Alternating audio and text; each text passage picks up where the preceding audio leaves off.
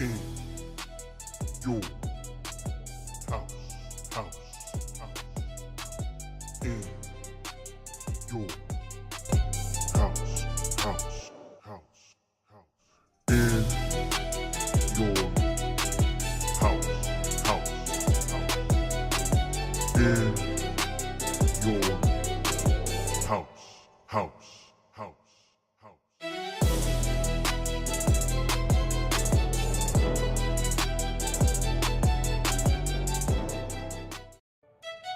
In your house, house, house. In your house, house, house, house. In your Bada boom, realest one in the room. How you doing? I'm a certified G, bona fide stud. You can't teach that. And you are tuned in to IYH. Hi, this is Isla Dawn, and you're watching In Your House podcast. This is Alexis Littlefoot, the Big Flexer, and this is In Your House. Yeah. In your house with O'Con. Hey, O'Con in your house. Hollywood in your house. Hypocrisy's head in the clouds. Curating all kind of loud. Wrestling in front of the crowds. Paragon's holding it down. Anybody can get it. Josh Joseph standing on his decisions. He is the voice. There is no choice. Wheels them boys in your house making wrestling noise. Moving fast just like cruiserweight action. In your house is the perfect distraction. Poppers in your ears when you in traction. Get this work with some wrestling action. Smoke.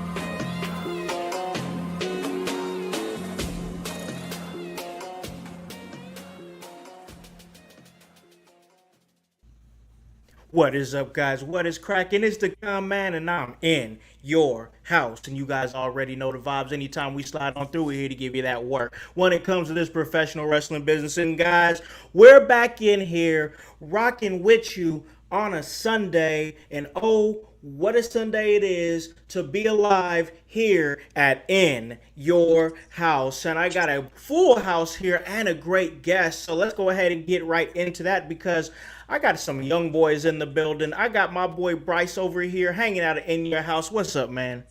Man, it's a Sunday. What a time to be alive. I'm excited for this episode. We got a great friend who was willing to lend us a little bit of time today. He's done a little bit of work here, there, everywhere. And I'm just excited to, get to talk to him. And another special guest, though, today, my tag team partner, the other young boy. Young Rajmawan. boys! He's in the chat. So the young boys are both here. That's my Janetti. I'm clearly Sean because I'm the sexy boy. Oh, man. Get to it. Tag team partner, what say you? Welcome back to In Your House, bro. What up? I just been chilling. Finally got a chance to get on here. You know how it be. Man, I already know. What's up, voice producer of this show? On Wednesdays, we talking some WCW. We just had Pope in the Con Man. We'll talk about that a little bit later. That was a great podcast debut that we made. But voice, you were the producer of that one. How you doing, bro? Oh, I'm doing great. Sitting back on the Pope and the Con Man and watching you two work together was fantastic. And watching Bryce work where he doesn't have Chris Hansen coming after him because he didn't label Zay the Shawn Michaels and the sexy boy. So, you really kept that going. I love that, Bryce, and you're putting in the work, my friend.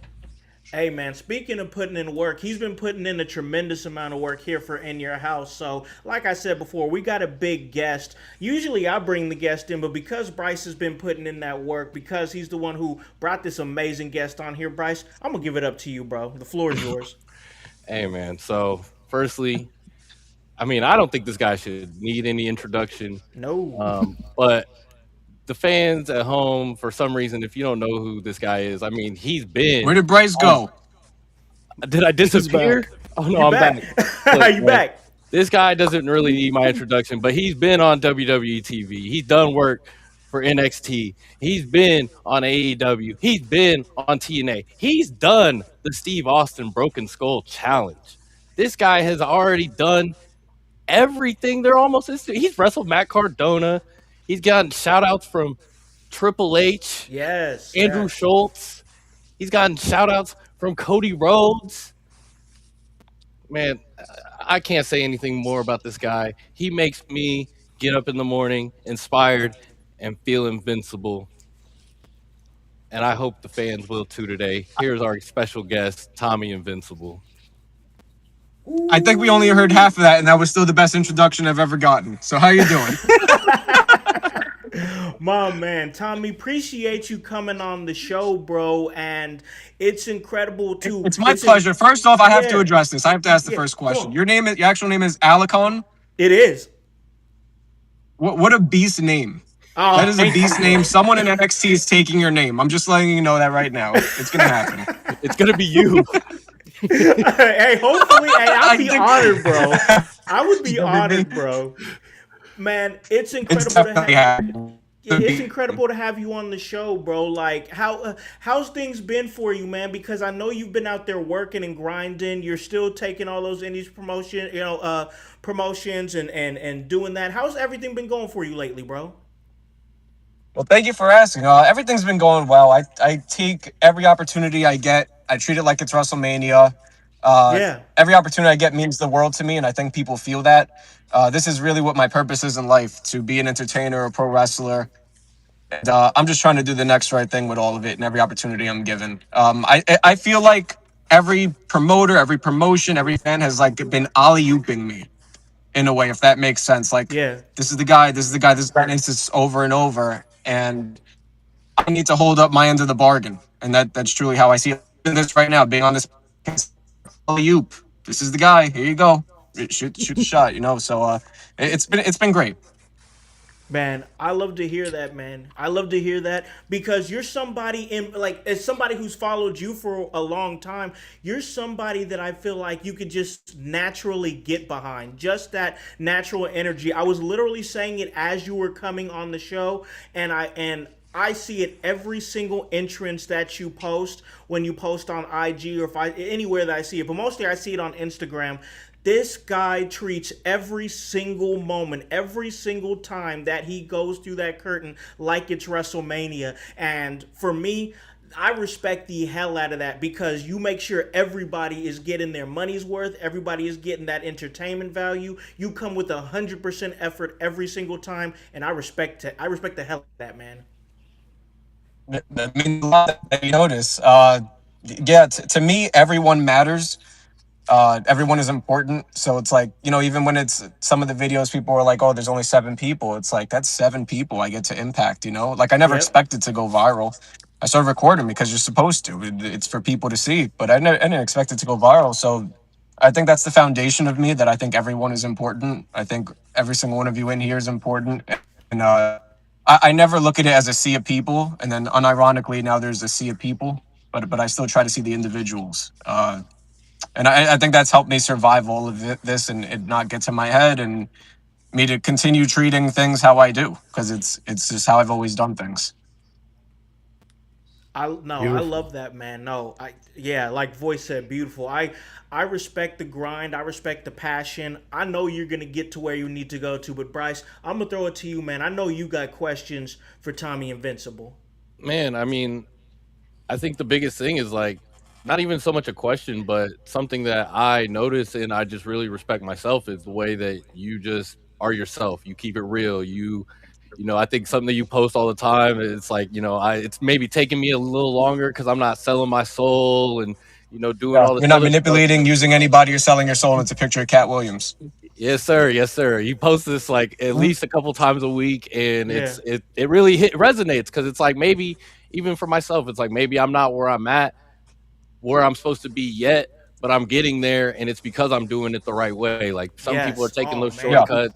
Maybe they'll get there, but then they'll fizzle out because they're not doing it the right way. So I, you know, personally just want to kind of shout that out about you. Like I respect that. like Khan was saying, man, you show up and everything's WrestleMania. When we talked on the phone the other day just to set this up, and that's not to flex on people, but it's like you were like, no, bro, you're the big guy. I'm just a guy from Yeah. I'm a kid from Bronx. You're the big timer. I'm I'm like, just a gym lifeguard. I'm going to work as soon as I end this call about 2:00. I'm just a gym lifeguard. You know, a lot of people scream Invincible in this gym. You know, but Yeah. I'm just a gym lifeguard. I'm a nobody kid from the Bronx. And to talk more about that Cat Williams picture, yeah, I mean that's something that nobody can take away from me. That there's people that are going to do it my way, but it's the right way. It's morality the right way, because I've never buried anyone, talked bad about people, stomped on people's opportunities. I've always clapped when it was other people's turn. I've been doing everything the right way, and with my platform itself, literally have not sold out. I haven't sold you guys a single thing. I'm on Cameo. That's me doing a video for people. I haven't sold an ad, a product. This product makes me feel invincible that I don't use, like nothing. And yes, products have reached out, and it's an honor that they have. But if I don't use it, I ain't lying to nobody. I don't care how Yeah. much money it is. Yep. I don't really care. But my soul's not for sale. I've been broke my entire life. I'm broke as we speak. I'm wearing a rag. This is a literal rag. I make it look good, but I don't care about materialistic things or money like that. I do hope Yeah. it falls from the sky, like with a wrestling contract, so I can get my mom a house, get my mom a car, Yeah. right? Take care of my people. Yes, we need Absolutely. money to survive, but I'm also not going to sell my soul to get it. I've already, we're in too deep already anyway, so I ain't changing. Yeah, man. this is the guy. Like like I said, I don't have a question for him today because it's like I'm just happy he's here. I just want to hang out. Like that's the whole point of the house party to me. Like I wanted to give him this platform that maybe he's not getting yet, like he's supposed to be. But like, hey man, To me, I just wanted to talk to you guys because look, that reaction of Double or Nothing, which I'm sure you're about to ask in a second here, I but do have a I've watched question. that every day. I I have do watched have a that every question. single day. I swear to means a God, like lot. sometimes I That wake means up a and I'm lot. like, I'm like sad, and I watch that, and it's like the most, like I got chills right now. It's the most feel good clip on my cell phone because as soon as you press play, oh my God, there he is. And it's like, well, they're talking about me. Like, it brought joy to people, just me standing. Oh no. He'll come back Yeah, in. he'll No, but he'll it's pop a, back in. it's a That's great moment, man. He'll pop back in, but no, it is a great moment, and I'm hearing that was so cool. Hearing that was so cool. He's back here now, but yeah, hearing that is so cool to hear that moment affected you in that way, Tommy. It did. I mean, yeah. I mean, that's how we get better together, right? Yes, man. That's what it's all about. It's not just for me. Let me see if my service is better outside. Is it? You're all good. who's your Hey, cell provider? Verizon, but I'm Invincible. also in a freaking parking lot. So Well, oh yeah, maybe he's Verizon. in the yeah. Well, He's maybe in we the could get parking lot. Verizon to get a invincible signal going on out Exactly. there. He uses that. no, Listen, for he's real. gonna If they see. sponsored me, that I would do because I have Verizon, right? There we But go. Yeah, I he think that's uses what it. they're It's missing. something that he uses. All right, he's figuring that out. Let's actually watch that clip, Voice. I know you got the clip up from Double or Nothing. It was a moment here from In Your House when Tommy Invincible showed up on AEW Double or Nothing with the confrontation with Dunkzilla Mark Davis. Voice, play the clip. Oh my God, there he is! Let's go! Hey, yeah, National champion. I'm not. invincible. He's got it! Oh my God! You can't hurt him. Yeah, you hit that table. You Tommy! hit that table I hard. did. I 100% did. I'm not working, guys. Obviously, That was I 100% did. fantastic. I That was so great, man. so I was legit loopy for about 4 days after, legit loopy. Oh, But it was so no. worth it. Oh yeah, I bet. You can't fake that. My head bounced off like right here, like right behind my ear. And I went boing, and I was like, oh shit. So, All right, so I'm lobbying right now. I'm lobbying right now for the Tommy Invincible Dunkzilla Mark Davis match. We need it. The world needs it. I need it. Everybody needs that match. I've been trying to get it. Look, they trying to say it's a one-off. No, it's not. Long-term, No, we're gonna keep this long-term going. storytelling, baby, and I don't let shit go. I'm from the Bronx. I hold a Yeah. grudge till the day I die. No, they ain't gonna play that shit with me. I'm gonna get my shit back. What they thought this was, a one-off? Wait, who, me? No, I ain't letting this go. You shouldn't, man. They You crazy. shouldn't. Voice, I'm not. let's hit the chat, voice. What do we All right, got we got going here? Fightins One chiming in. He says, hey, how old is Tommy Invincible and who has he trained with? Great name, by the way. Oh, thank you for feeling the name. My trainer is Hall of Famer Johnny Rods. Johnny I'm trained Rod, in. yeah. That's right, Hall of Famer Johnny Rods, the unpredictable one. Trained in Gleason's gym in Brooklyn. That's where I literally, I hate to say blood, sweat, and tears, but literally, like I got effed up. And one of the trainers there, Cowboy Bad Billy Walker, one of his quotes was, "I'm not here to hurt you. I'm here to F you up." And Yeah. woo, baby. Oh yeah, you can't hurt me. I can't be hurt. It's not possible no more. He's one of the guys who's Yeah, trained baby. Big Cass, trained with Taz, Tommy Dreamer, one of the real McCoys, man, one of the last real McCoys. So that's my training grounds, and that was all in the dark. No social media saw that. That's all things I've been through, and that's all things I can make you feel, without seeing it. So yeah, good question. Yeah, no, great question. Elijah Zay, what you got over here for the Invincible one himself? I actually do have a question. So, usually when people think of like indie stars, they think of Tommy Invincible and they think of another person. It's kind of like a LeBron and MJ type of thing. It goes Tommy Invincible and then Richard Holiday. So I want to ask you, what are your opinions on Richard Holiday? I told Really? you he's Genetti. Really? Well, yeah. Well, we're not going to bad talk Genetti, but I just think it's fuck Richard Holiday. I just think it's that simple. Screw him, his yee ass mustache, everything about him. Look, I really try not to curse anymore. No kids, man. When I think about him, I just fuck Richard Holiday. Fair. He ain't Yeah, over again, there around there. this is is he? 'Cause real, he man. owns- He really wants my spot, but he can't take it. I want him to. I want someone to take it, and he can't. And you know what? He's gonna have to accept that he's second place to me. Man, Fair if he comes enough. up around your shoulder right now, I'm gonna lose my shit. Hey, Richard Holiday. Why do you think I keep looking behind me? The guy's always following me. He's got to have like an air tag I can't find or something on me. He's got it. All right, voice. What do you got, man? What do you got for Tommy Invincible? Well, Tommy, I thoroughly enjoy what you do. I think this is fantastic. That reaction clip was genuinely, Bryce was talking about you all night. And the fact that you popped up was us really marking out for the fact that Bryce was talking about you and you popped up. But I would like Yeah. to go to your AEW when you held one of Monet's titles. While she was coming. Mercedes Monet's best belt boy, by the way. Exactly. And that's where I want to go. How can you stand with all those other men and them knowing that you're the best title holder right there for Monet? How do you navigate that being Tommy Invincible? That actually meant a lot to me because everyone backstage was literally talking of they're gonna know him. And how do I say this?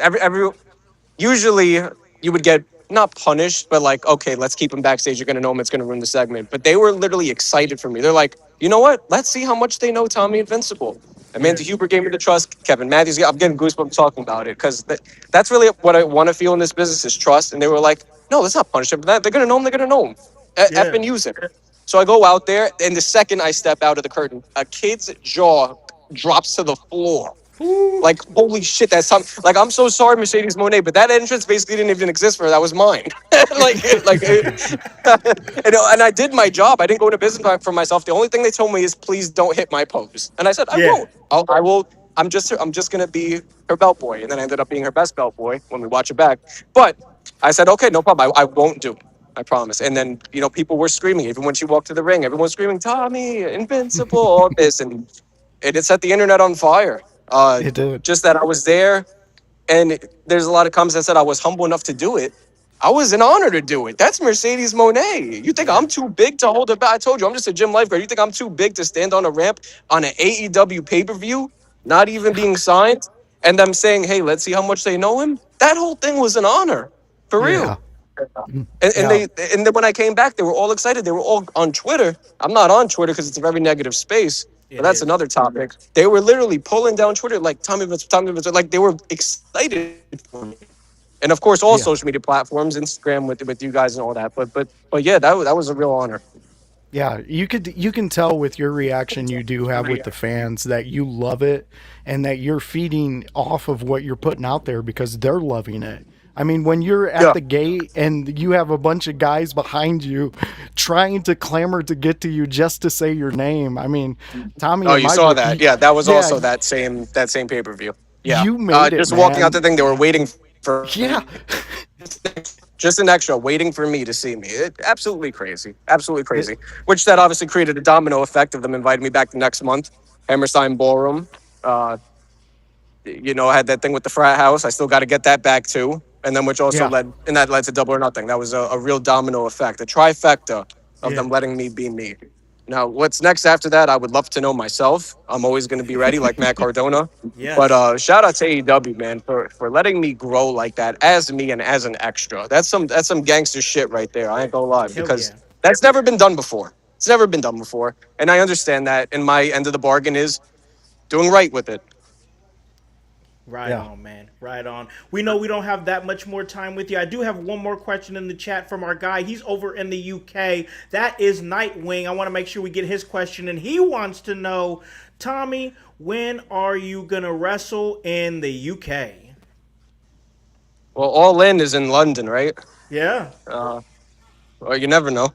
All You right. never know. I mean, I'm going to continue shooting my shot, but I appreciate you wanting for me to be there, and I hope to meet you when I am there, Nightwing. Always remember your real Yes. name's important, by the way, Nightwing1822. But I hope to meet you and mention this comment when I ever do meet you. But I'm always going to shoot my shot. I don't know when the next crazy moment I'm going to make is, but one step at a time. Most Well, definitely, man. if you do meet him, he's our UK correspondent out there. So he's part of the In Your House crew out in the UK. So he will try to get to Tommy Invincible if you make it out there. I'll remember.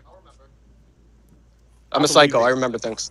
He does. I believe Yeah, it. if not like wrong. a year passes and he comes up to me, hey, I'm Nightwing 1822, I'll be like, oh, okay, from the In Your House podcast, right? My man, right on. Hey man, we appreciate your time. We know you got get to that next situation there, but I want to go ahead and give you the opportunity to plug anything you want to plug, upcoming appearances, social media. The floor is yours. All right, the only thing I want to plug is you got to watch the podcast of In Your House. These guys are great. These guys are amazing. They're my new friends. And thank you guys for that reaction of Double or Nothing. It truly made it all worth it. Me getting Loopy from the table and his elbow, of course. So it was like bang, bang, whatever. From Yeah. both sides. I was on Dayquil for 4 days because of that. That's all right. We bounced back. I still went to the gym, by the way. Can't stop me. You can't hurt me. But I was on Dayquil to get rid of the loopiness. Uh, it made it all worth it. I watch it every day. I watched it this morning. I watched it last night. I'm going to continue to watch it. Thank you guys for feeling what I do. And I hope to truly meet you guys in the future. That clip meant a lot. And let's win life together. Yes, yes, That's sir. what I I wanna just plug. have one final request before Tommy, we Go ahead. go. I always got to go one more. What's up? Before you go, can you prop your phone somewhere and do the pose with us? Can we get a pose together? Trying to see where I can hold this thing. I'm kind of in the middle of a parking lot. Sure, sure, sure. We really want to hit that pose with you, man. We're going to make it work. Watch Where's this. that Ready? Hyundai? He's the voice of Hyundai. I got it We on the are- windshield. Yes, Bring it to sir. it. We are We are invincible. invincible. Invincible. Hell Thank yeah. you, man. Appreciate you Hell so yeah. much. Thank you guys. Thank you guys. You guys are Thank rocking. you, Tommy. Hell Thank yeah. you so much, guys. That That picture was of you Tommy, holding that skateboard. Invincible, man. Yeah, the hell it was. We'll have that picture of you holding that skateboard at WrestleMania. There we Looking go. like Oh, John there Cena. it is right there. That's Cena. That's Cena. That's Cena. Where's There he mine? is. Where's mine? There he yeah. Yeah. Hey! Oh, man. They better put that on my debut or I'm suing. Thank you so much, Tommy. All right, We yo. appreciate you, man. Have a great day, guys. You too. Ladies and gentlemen, that was Tommy Invincible. That was amazing. Great, great interview there. Shout out to Bryce for making it happen, and shout out to Tommy for coming on and taking his time to do that. That was an amazing moment there on In Your House. Yes, Nightwing, he's going to hunt you down anytime he comes to the UK. That was a whole lot of fun. But guys, listen, we just had a great first half of the episode. But listen, we still got SmackDown. SmackDown went down, and we're going to talk about it because do we have a new undisputed champion after SmackDown? If you watched, you know we're going to talk about that. And also TNA Lockdown is going down tonight. We're going to have some In Your House representation over there at Gonzo Sports Room watching it. We're going to talk about that on the other side of this break. Welcome to the Brainbuster T-shirt website where your favorite podcast team in your house lives. Look at all these fantastic options you have. If you want that sweet hype, we got it. You wanna be divinely designed at yours.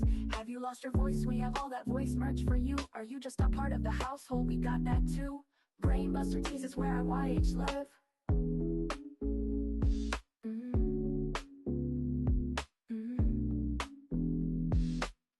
Brainbuster Tees is where IYH live.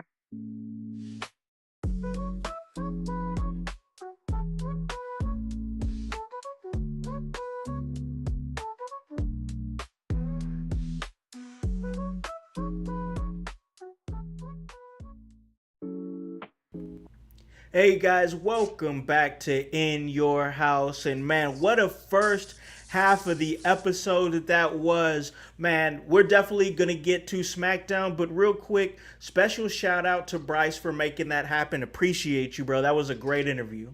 Hey man, you just got to be nice to people. Like when you're just nice to people and genuinely just like, I don't know, like you're just genuine. I think that's the thing. Like I think that's where me and him connected. I mean, like we talk about the expo stuff a lot, and I like obviously that's where it kind of started.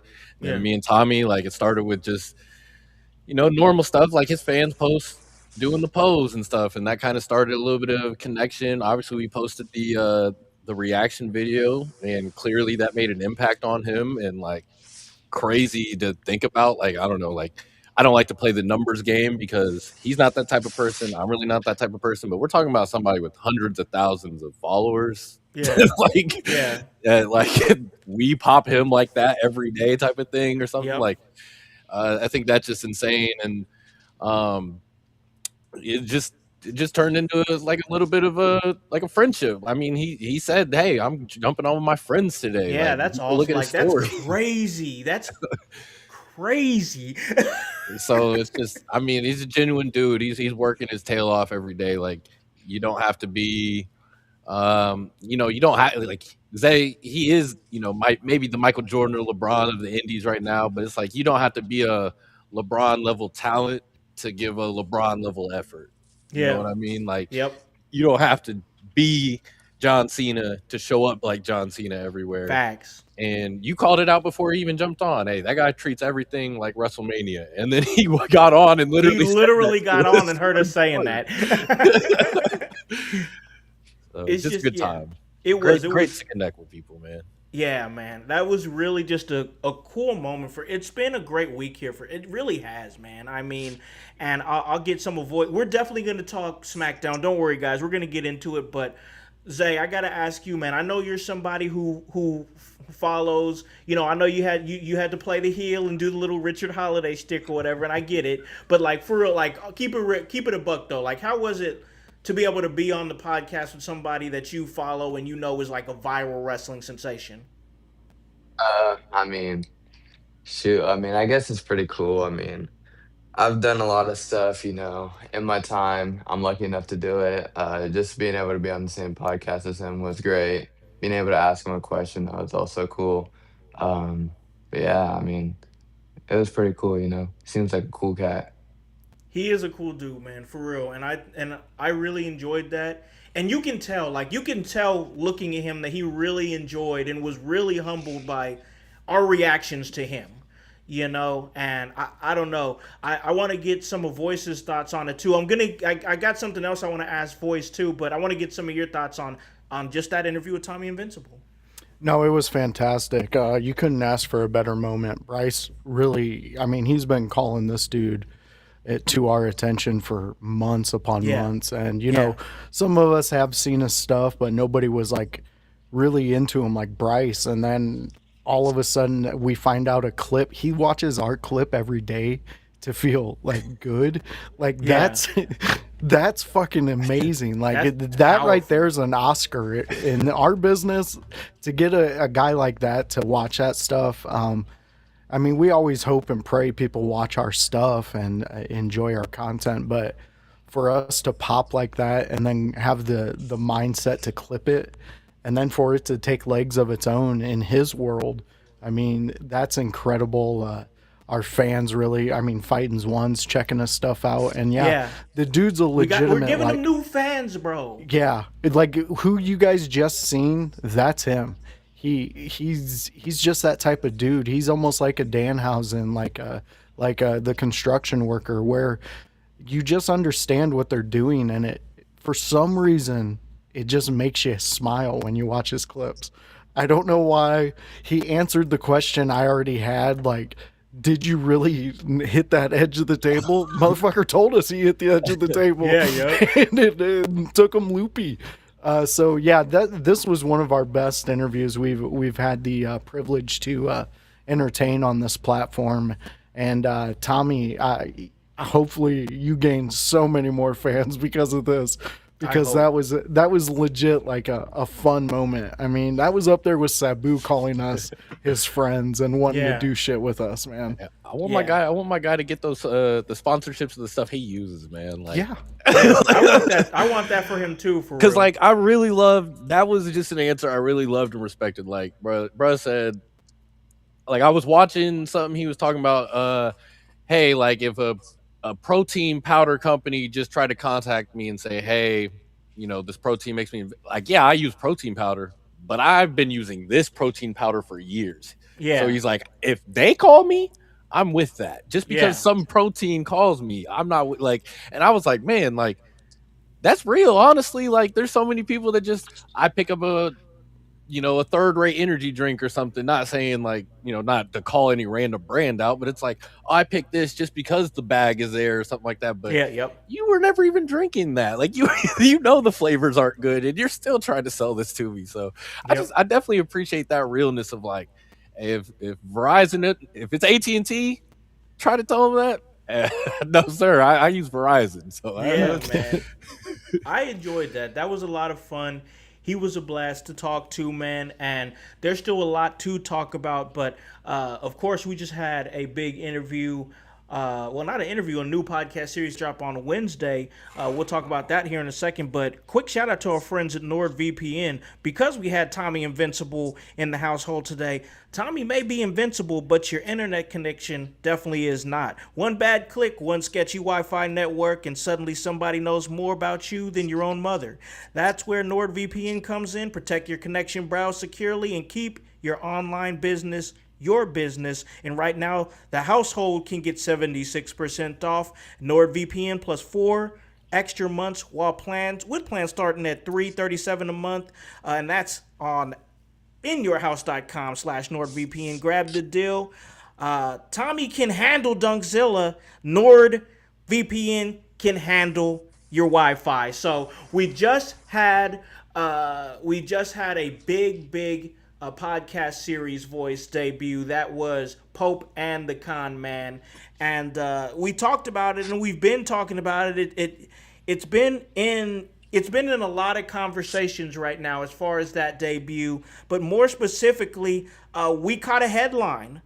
We caught a headline voice at WrestlingHeadlines.com. If you go on Facebook, they have more than 151,000 followers on Facebook, and they posted on their website, Elijah Burke disagrees with Paul White blanket rejection of professional wrestling's paying dues culture, arguing that the specific expectations may change while accountability and hard work remain necessary. Burke addressed the ongoing debate during the pilot episode of Pope and the Con Man, presented by the In Your House wrestling podcast. Voice, thoughts? Well, before we get into that, we have to, our OG's in here. Happy birthday, OG. Happy birthday, Happy OG Tony! He was around Geezer. when Jesus walked, and he had great conversations with him. So if you have a moment, shout out OG Tony. Tell him happy birthday. Happy birthday! And to get into the Pope and the Con Man, I went into this project as a producer, someone who gets to sit back and bring up the things that they're talking about and making sure the show keeps going the way it's supposed to. It's interesting. It's an interesting dynamic because you got two guys who I highly appreciate in this business. Not only Pope, but House. I mean, I was a fan of House's before I even touched a microphone for In Your House. But to watch those two work together and to feed off each other and to get an episode as great as we did for that pilot, the icing on that cake is the fact that we got picked up by a headline. And the fact that our name was in there and our whole show idea was in there. And the fact that Pope's words, I've had them. They haven't stopped. I mean, Tommy was talking about his goosebumps. Yeah. This really struck a chord with me because this is a payment. And people in this industry, what we do, they're always searching for, like what Tommy said, that bag. For us, we have realistic expectations. And right now, that was a $75,000 check, in my opinion. The fact that we got picked up on a pilot episode, something we didn't even know. Well, we knew it was going to work. Yeah, we knew it was going to work. Just because we believe in ourselves. Everybody on this team at In Your House, even the future talent that's coming up, Zay. I mean, they believe in this project that the man who not only created you, Zay, but created In Your House. And, we're all sons of you because we follow under your tree, man. Like we understand when you bring us an idea, it's a moment for us to sit the fuck back, listen, and invest because we just talked to a viral sensation, Tommy Invincible. I mean, and that was one of our newest contributors. Bryce had that. I mean, Bryce had the moments at the expo. Bryce, there's a realistic talk that needs to be had about how you approach this business. And Bryce is one of them that I think a lot of you newer people, even older talents who are still asking, how do we do this? How do you get to this? You need to listen to the kid because he knows what he's doing. This is proof in the pudding. This episode that we did with Pope, this proof in the pudding that you know what the fuck you're talking about, House. And obviously Pope knows what the fuck he's talking about because people are comparing his words to the Big Show, someone who a lot of people would say has more eyes on him. And in my world, there's more eyes on Pope. Yeah, he's on a way bigger platform, but Pope's words carry weight, and this was proof. And it was on our platform, Voice, that he said those words where he caught that headline. And Josh, it was the pilot episode. Yeah. And we caught a headline. Like, to me, that's crazy. Like, this whole episode here, and I know we're going to talk about SmackDown, guys. We just came off of a huge interview. It's been a pretty big week here for In Your House, honestly, whether it be catching headlines with the new episode, a new episodic series that we're doing with NWA's The Pope Elijah Burke. We got a chance to have about 20-25 minutes with viral wrestling sensation Tommy Invincible, and I'm sure that's not the last time we'll have Tommy. He's now a friend of the show, as he confirmed, and this is what when I come to you guys together or individually, it's because I know what you guys can do and the contributions that you guys can bring to this. I'll be transparent for you guys out there in the household. I cannot make anybody do anything. So any contributions, I'm always so thankful for. From the bottom of my heart, I'm so thankful because I can't make anybody do anything. You guys give your time, you guys give your resources. Bryce scouted down Tommy, I mean, and got him on the show, and now he's friend of the show, voice. We had huge moments with Sabu. He was a friend of the show. Sandman became a friend of the show. We still have Joe Gertner that we're gonna be bringing back at some point. That's still in the mix. I'm planning on getting back with Dijak and bringing Dijak on the show. Like there's so much history here at In Your House, but it's the history that gives us the opportunities, but it's us taking those opportunities is what's going to create our future. 100%. I mean, you even seen Zay. He took a swing at being the heel with Tommy Invincible. I mean, that's in the bloodline. Yeah, it is. Acknowledge it because, I mean, the kid, he gets it.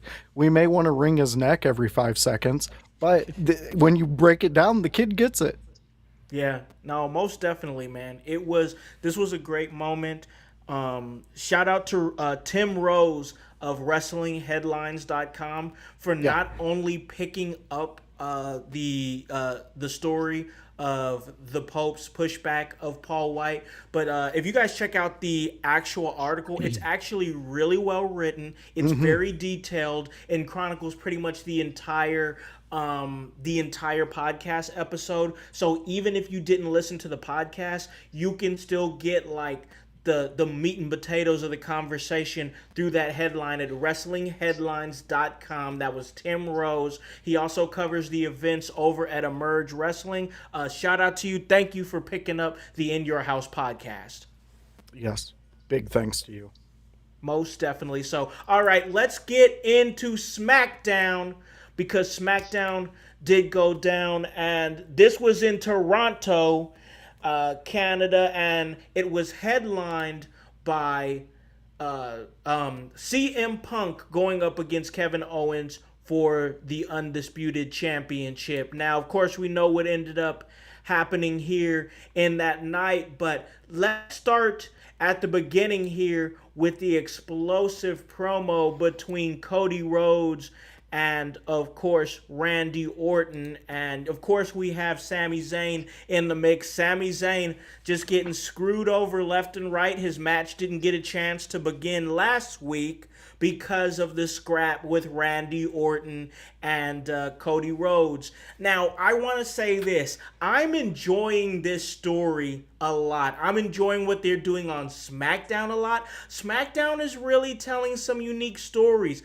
And if you paid attention to the promo that Cody delivered, because it seems like Randy's whole thing is he's saying that Cody Rhodes isn't the American Nightmare. He's the American Daydream. He's a good guy. He doesn't have what it takes to... Oh, the American Daydream popped to me, by the way. But he's a good guy. He doesn't have what it takes to go there. And Cody, who's... You can tell he's trying to convince people, no, I'm ready to take it there. I'm ready to... But people still see...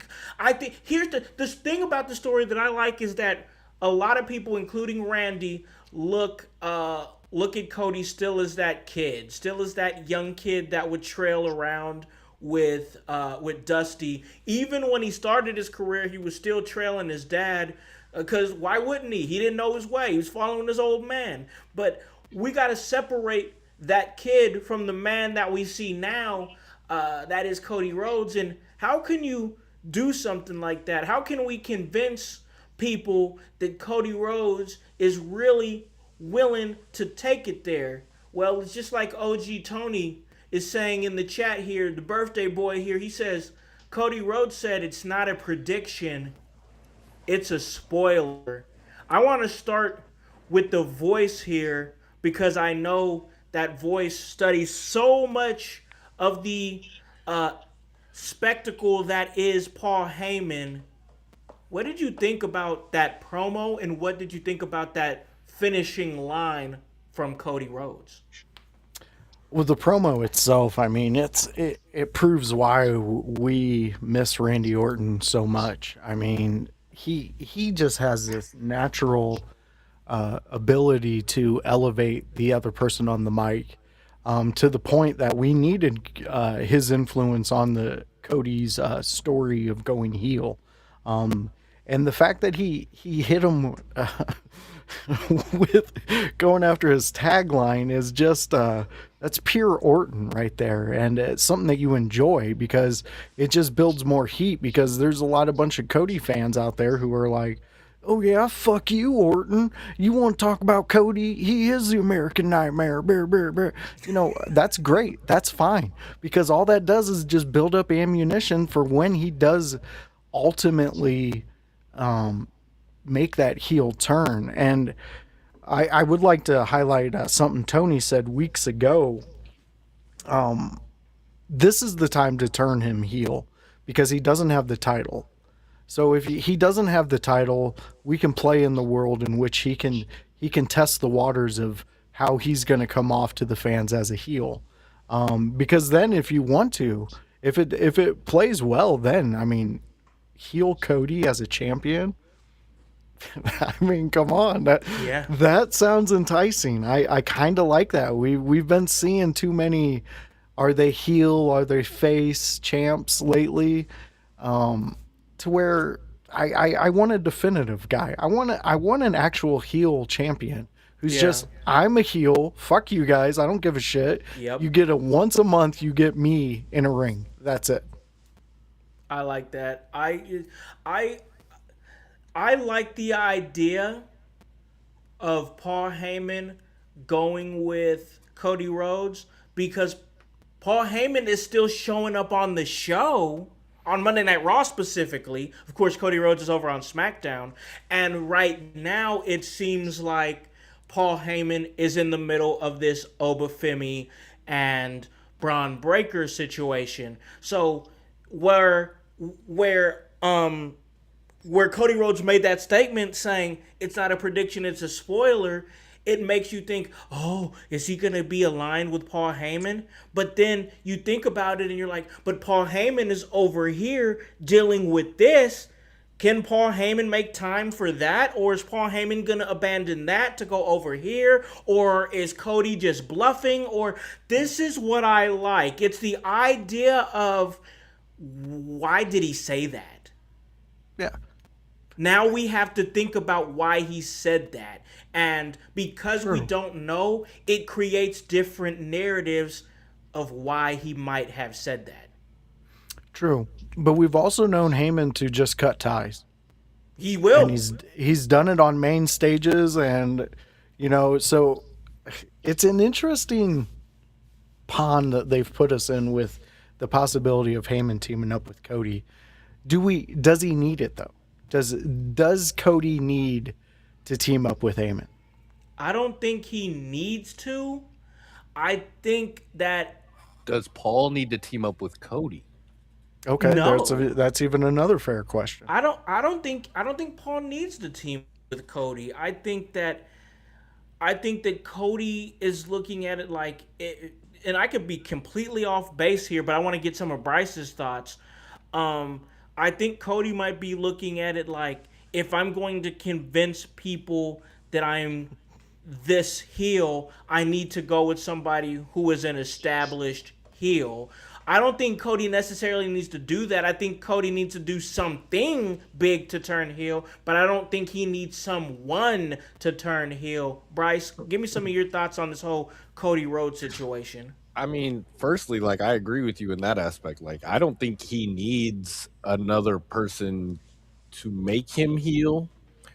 But I feel like at this point, like, I mean, yeah, maybe Cody needs to be in some type of group. I don't think he should be in the Vision. No. And there's an extent of like, He'll break his legs? Do I think Paul Heyman wants to be with the Vision? Like, and then that ties into what's going on with Breaker and Oba, right? Like, Breaker's having this whole crisis of like, am I the future Paul or whatever? Yeah. Like, Who's the future Paul? Come on, Paul. So like, there's an extent of like where I think maybe we're talking about, hey, Heyman's known to just cut ties and do what's best for him too, and maybe he kind of is looking at that vision situation at this point, maybe of like a Breaker, you're about to get your ass kicked by Oba. Yeah. You're not the future. I'm not going to say it to your face because I'm not trying to get fucking speared in half. Yeah. But like QB1, he needs Bill Belichick. QB1 might need Greg Popovich. He might need Phil Jackson. He might need somebody to run the playbook because he's clearly got the talent. He's got the skill. He can be the champ. But like he needs somebody probably to call the play for him to truly go over the edge for some reason when like every time he's in one of these feuds. I mean, it's somebody just going the extra mile on him and him not willing to go the extra mile himself. It's this. You said Belichick and Popovich and Jackson, and my wheels started turning because Cody tried to run a little play like this in AEW with Arn Anderson. That Glock. I get that Glock. Yeah, man. He tried to run a little play like this with Arn Anderson. Is he trying to run that play with Paul Heyman? Ribshot, I went ahead and starred your comment there because that's something I'm interested in to talk about off air for sure.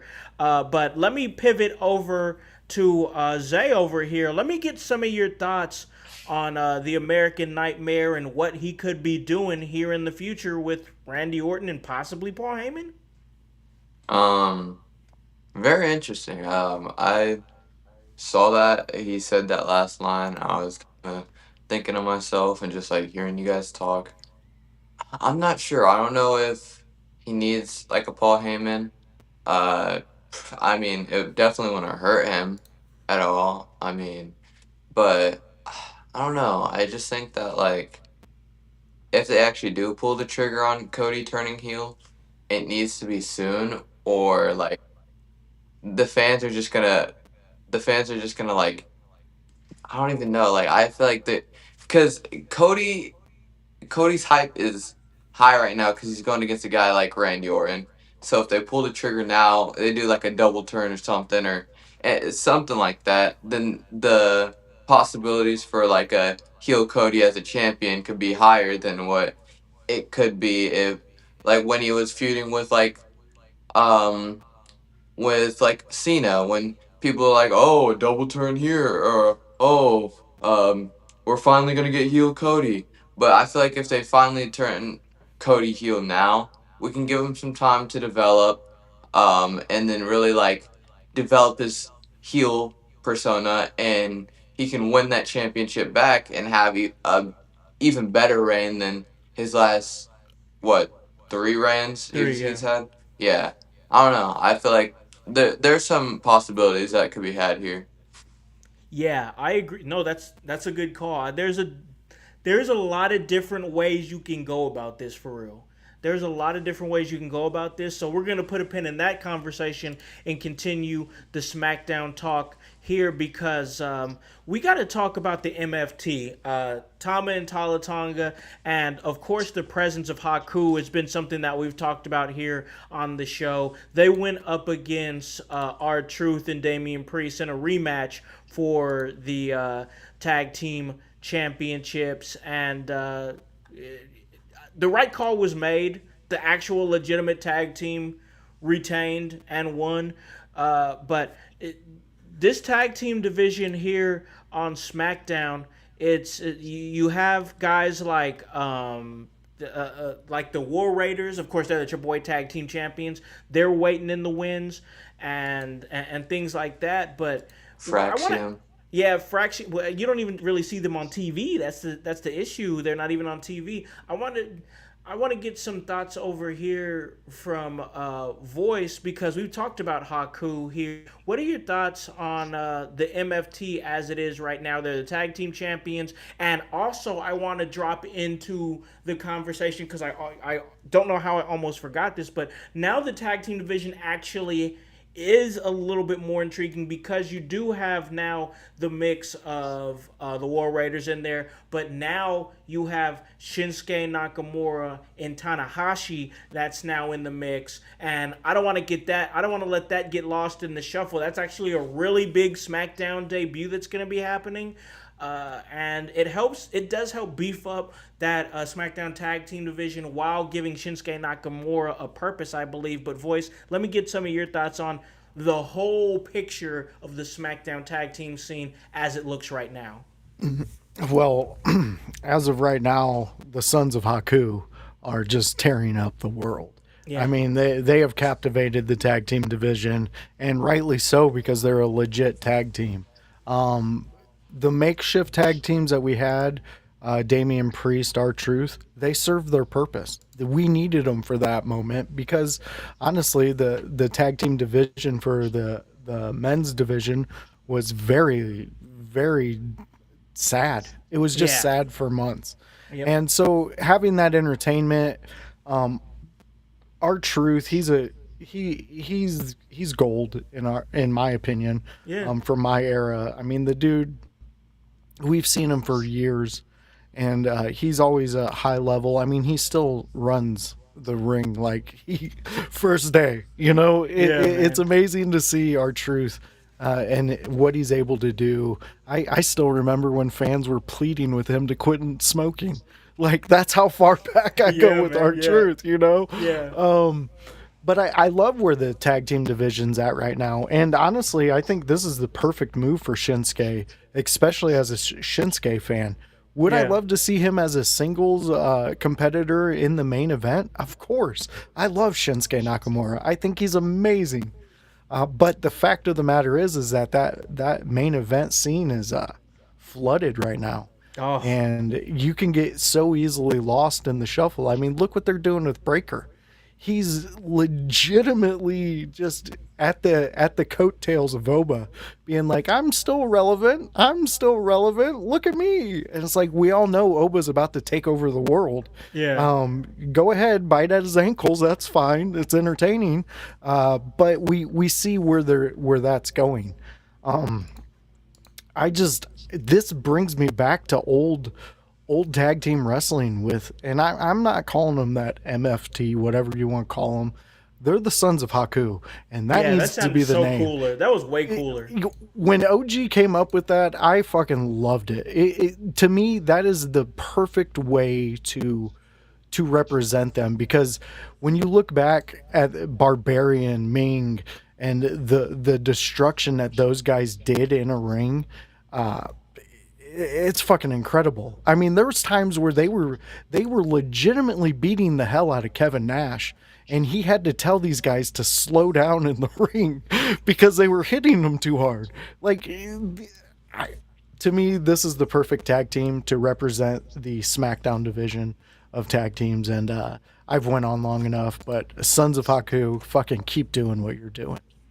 Yeah, for sure. It's I like I like the idea of the SmackDown Tag Team Championship scene being the War Raiders, who, I mean, I've met the War Raiders. You know, I remember back when they were War Machine Ring of Honor. I have pictures with them and everything, and those guys can work. I mean, they're former tag team champions for a reason. And then you have the Sons of Haku, Tama and Talatonga, with Haku there in the mix. And then you have Shinsuke Nakamura and Hiromu Takahashi and all the things that they bring from New Japan Pro Wrestling. So, like, a lot of different things that you can do with that in the mix. And then, of course, like Zay had mentioned, if you bring up Fraxium in that mix, bro, that's like 4 great teams right there. And honestly, on like the main event level, on the WWE SmackDown Raw level, that's all you need. Yeah. 4, maybe 5 good teams. And you're even stretching it at 5, honestly, because it's like, how are you going to find time for all those tag teams when you don't even focus on tag team wrestling? So, like, I think the good flow of a promotion is to have 3, maybe 4 tag teams and let them float around and feud with each other and feud amongst each other, and then maybe somebody's run ends and maybe you take them to a different promotion or a different show or something, then you bring a different there needs to be, I think if there was a good like rotation of how you did tag, there's a really good way of presenting the tag team division if you just keep it rotational. You know what I'm saying? So, Oh yeah. I want to get some of your thoughts on this, Bryce. That's Takahashi now there at on WWE, and now he's gonna be tag teaming up with Shinsuke Nakamura. What's your thoughts? Man, first of all, I do like the Sons of Haku, but like if the real MFT name is the motherfucking Tongans, so Yes, but we can't yes. say that, all right? We can't say that. So yeah, unfortunately my Haku family did though. tree. No, I mean it's exciting for us to get Takahashi. I think his new name is Kyoki, which I think they Yes, said yes. is like madness or something like that, insanity, something of that nature. So maybe they're kind of naming his character and kind of letting you know from the start, like this guy's a little crazy. He don't mind going the extra mile to do do what needs to be done in the wrestling ring. Yeah. And Nakamura, he's a guy who he also brings that edge, drawing back to his feuds with Seth, which I don't want to get into the logistics of the feud because god damn it, this guy should have won. Yeah. But like Oh man. he was like destroying this man's back on a weekly basis. Yeah, I remember that.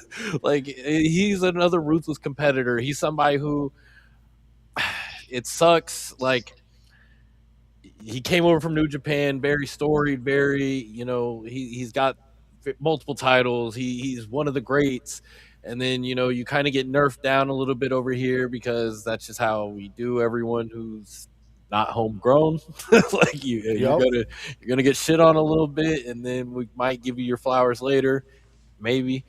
So he's a guy I just really still want to get, some more of his flowers. Like he had a great NXT run. I don't feel like his main roster run has been able to go to the heights that we wish. But he's a guy that I'm glad that he hasn't just fallen off and gotten released necessarily. Like I'm glad True. he's still around because he's somebody who can also mentor the future. Um, and also just having another flavor of tag team in the division, having another flavor of competitor going on. Yeah. You don't want to look at 5 tag teams and like not to sound like any type of way, but like it's like 5 tag teams, that's 10 people, 10 white guys. Like you want some diversity. You don't want 10 high flyers, right? Like Yeah. you want some diversity. You want a big guy and a little guy tag team. You want this and that. These guys bring the Japanese strong style. They bring another edge. They bring also possibilities. What's going on with Naraku and NXT? Does That's this big question. Yeah. so do these guys become the chaos stable kind of moved from New Japan into SmackDown. SmackDown, even though they weren't in a stable together, but I get we you. I can feel you. revise that history. They're We in can that mix revise that together. history. Yeah, It's exactly. WWE. Like, They were all in that Bryce mix said together. he doesn't want his tag division to look like the Lakers anymore. So oh yeah, you can't just like you just can't you got to be able to show off a little bit of everything. no, I Like get you, and I love the fact that you pointed that out, and it's reality. That's what we need, and the fact that we're okay. Real quick, because I know you're such a big Shinsuke fan. go ahead. Do you feel that this is like the best way to highlight him right now, wearing your WWE glasses and knowing exactly what they're going to do, how you laid it out? Is this the best position for Shinsuke? I think with the possibility, like I said, of are you bringing up Naraku from NXT soon? Because I mean, I know he's there at first, and maybe he's taking that approach just to kind of get some quick exposure before he moves up. Maybe they do have True. long-term plans. This is completely hypothetical. Yeah. But if you're kind of planning to have that stable of these 3 New Japan wrestlers, okay, Shinsuke at least bridges that gap of I've already been here. I know how our product is presented. I can also help you guys get, straight up to speed while also still being able to hopefully get our shit in and, do our style because in New Japan, they're not doing the WWE style. It's not as theatrical. Like they get their post match interviews off, and that's a completely different thing. We don't do the post interview scrums where guys are coming through, knocking bottles off the table, telling them, piss off, reporter. I don't want to fucking talk to you. And then, going about their business or coming out and chug a couple beers and like, that was a great fight. We're not doing any of that over here. So it's a lot different. So I think if he's going to be here, this is his best way to be used. I mean, I don't think it's the best way for him to be used, but like he's being used. Let's get him on TV. Let's not just let him fall into obscurity because, like, shit, if we're not going to use him on SmackDown to do this, can we send him to AAA?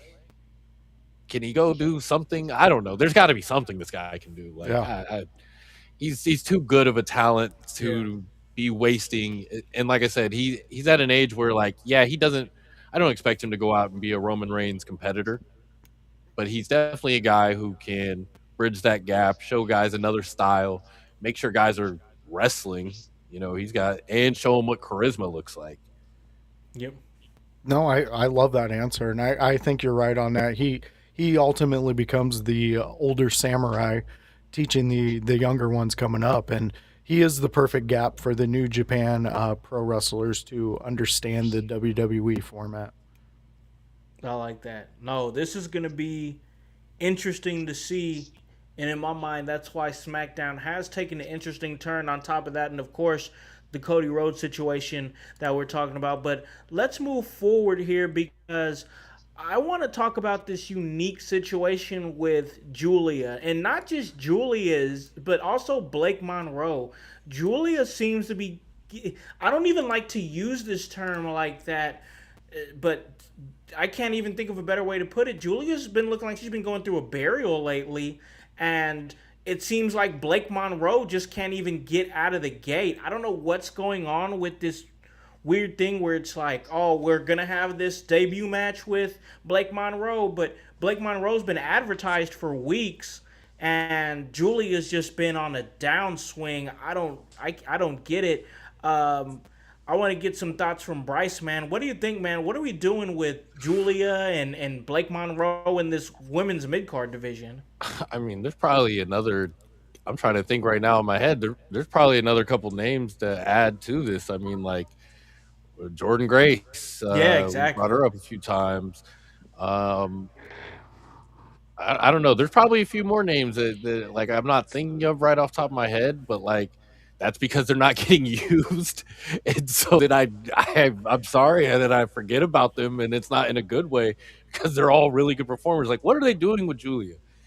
I seen there's like they trademarked her name, yeah, but like, what is that for? Is somebody else going to be Julia in 6 months? Like, I know that's what I'm wondering. Like, what are we doing? Fresh Prince switch up? Like, you got a new Aunt Viv or whatever, like.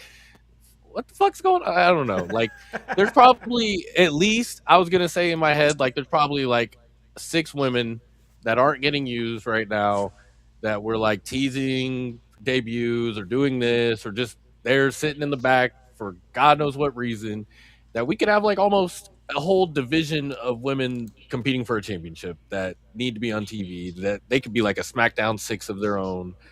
Because it's just like, what are we doing with Blake Monroe? We called her up how many months ago? Like, did she get hurt for a second?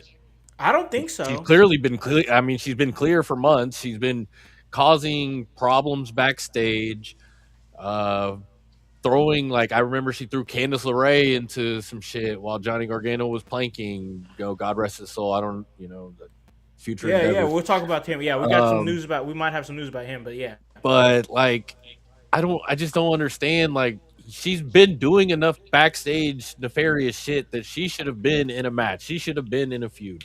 Julia, she can wrestle. Maybe she can't talk the best, but like we have also pushed somebody who can't talk the best to winning the championship, and like so you can't kind of use that excuse with me. Like, I don't know. Yeah, Stephanie Vaquero was champion. Like, I just don't get it. Like, how are we not? And when we're talking about those tag teams, like I'm glad we're getting more established tag teams, but there was a reason we were playing with ragtag tag teams in the first place. Yeah.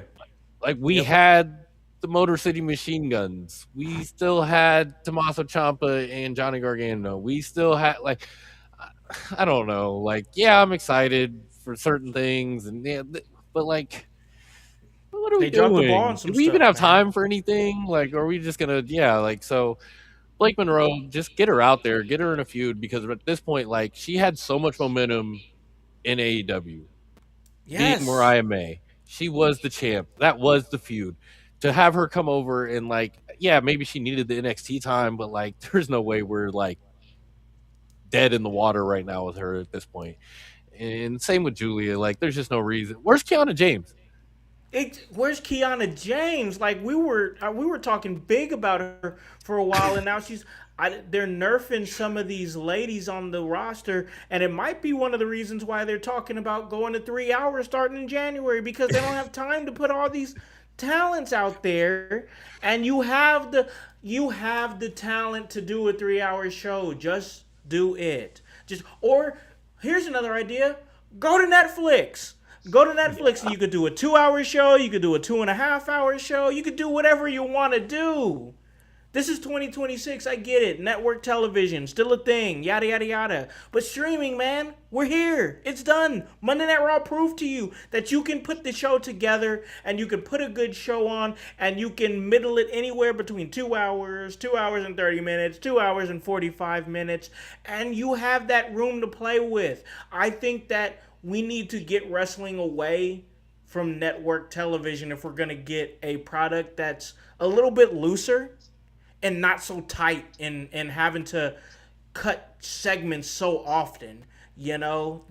That's just a thought. But hey, let's move on over to the next thing here, and that is, of course, the United States Championship scene with Baron Corbin and Trick Williams. And Trick basically, he wants a shot again. But Baron basically saying, you don't really have anything that I want. I beat you for the title. I beat you in the rematch. So what? What are we doing?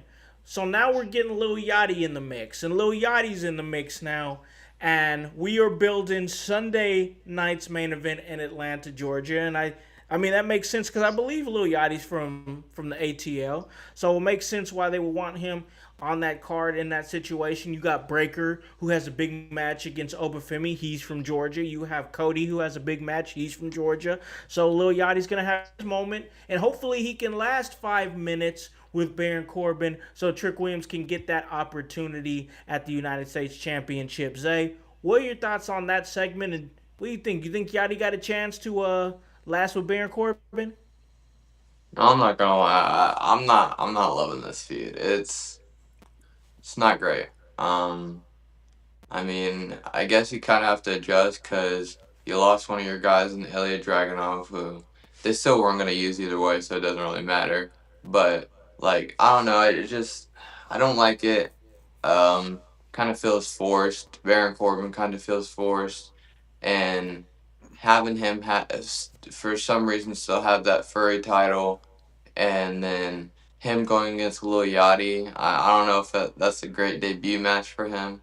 I mean, I guess the story makes sense if you're trying to put the title back on Trick, but I just don't really see the end goal after putting the title back on Trick because I mean, God knows they're not gonna put a feud with Trick and Mello on a PLE. So I'm just wondering where this is gonna actually lead to.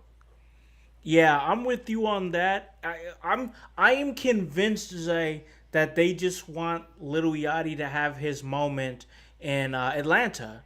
I mean, like I said before, Braun's gonna have his. I'm not sure if Braun's winning. I don't think he will. We'll see as the story goes on closer to that time, which that's gonna be going down September 6th. But um, I think they just want him to have this moment. And if he does survive the 5 minutes, which I think that they will, surely that means that Trick is going to have to beat him for the title. But then it's like, okay, if Trick beats Baron Corbin for the title, that leads me in two different directions. What's Baron going to do after that now that he's back? And what are we doing with United States champion Trick Williams? Because I thought that they took the United States championship off of him so he can ascend to that next level and maybe start competing for the undisputed championship. Well, obviously, as I believe Voice said, that top is very, very clogged right now with CM Punk and Sami Zayn and Kevin Owens and Randy Orton and Cody Rhodes. Everybody's in that mix right now. So it seems like that Trick is going to have to hang out in the upper mid card for a little bit longer. Could we possibly finally stop these games and get to Trick Williams and Carmelo Hayes at a PLE? But then the next big PLE for that, past that, would be Money in the Bank. So, me personally, I don't want to see United States champion Trick Williams versus Carmelo Hayes in New Orleans at Money in the Bank. I want to see Trick Williams in a ladder match competing for the Money in the Bank briefcase. Voice, what are your thoughts with this whole United States Championship scene? Of course, we do the WCW United States Championship Series over on Wednesday, so you're somebody who is close to that U.S. title. What are your thoughts on the current state of the U.S. title as it stands? I'm going to have to take the opposite approach than Zay on this one, and I enjoy this because this is pushing me more to believe that Trick is going to be your Money in the Bank winner. Okay. This to me, I don't think Little Yachty makes it the 5 minutes. I think he makes it 4 minutes and 30 seconds. And they're gonna, because it's the perfect guy to do that with as the opponent, Baron. Baron Corbin can easily just disrupt a whole entire arena just by being Baron Corbin. He's done it multiple times. He's doing it again. The fact that he keeps the fuzzy title, in my opinion, what I broke down a couple weeks ago is exactly what they're doing. It's just rubbing salt in that wound. To the fact that when Trick gets that opportunity at Money in the Bank, when he gets that briefcase, it's even more meaningful. It's even a bigger pop. And then whenever he decides to cash in on it, I think we're going to see Trick at least be a title holder for a month, for at least one PLE, because I'm putting on my WWE classes. Now, if I had just total reign of it, I would have him win Money in the Bank, save it till Mania, cash it in at Mania, and then move on from Mania with the Trick era as the champ. I mean, why not? He already can prove, he's already proven time and time and time again that he can get everybody in that arena, no matter where they're at, up on their feet, chanting "Whoop that Trick." Yeah. I mean, come on. It's time to, and I agree with Bryce on the on what he was talking about with the tag team division. It's time to shake up the top. We need Oba up there. We need Trick running his course, because right now those guys are hot. They are the commodity that everybody wants on their television screens. And yes, do I want the Mellow Trick feud? Most definitely. Who wouldn't want that at a pay-per-view? We're not going to get it until later. Like, it's going to be the fact that, Zay, you're going to be an old head talking about that feud. That's when you're going to get it. It's the Mayweather versus whatever the other guy's name was. Yeah, Pacquiao. We wanted it so bad, and they just kept holding it back. And then by the time they gave it to us, it only meant something to the people who still were following those two. You know, so I'm okay with that, because to me, the vision I see with him grabbing that briefcase and then holding that briefcase, doing Trick things with that briefcase up until he cashes it in, I'm willing to not get that match at a PLE quite yet. I don't want it, but I'm willing to just be okay with it, I guess. Yeah, yeah. So let's pivot over to another situation with the women's division, as we talked a little bit about Blake Monroe and Julia. Let's talk about Tiffany Stratton and Lash Legend. Lash Legend picked up a huge victory against Tiffany Stratton with the lash extension. That was a big win.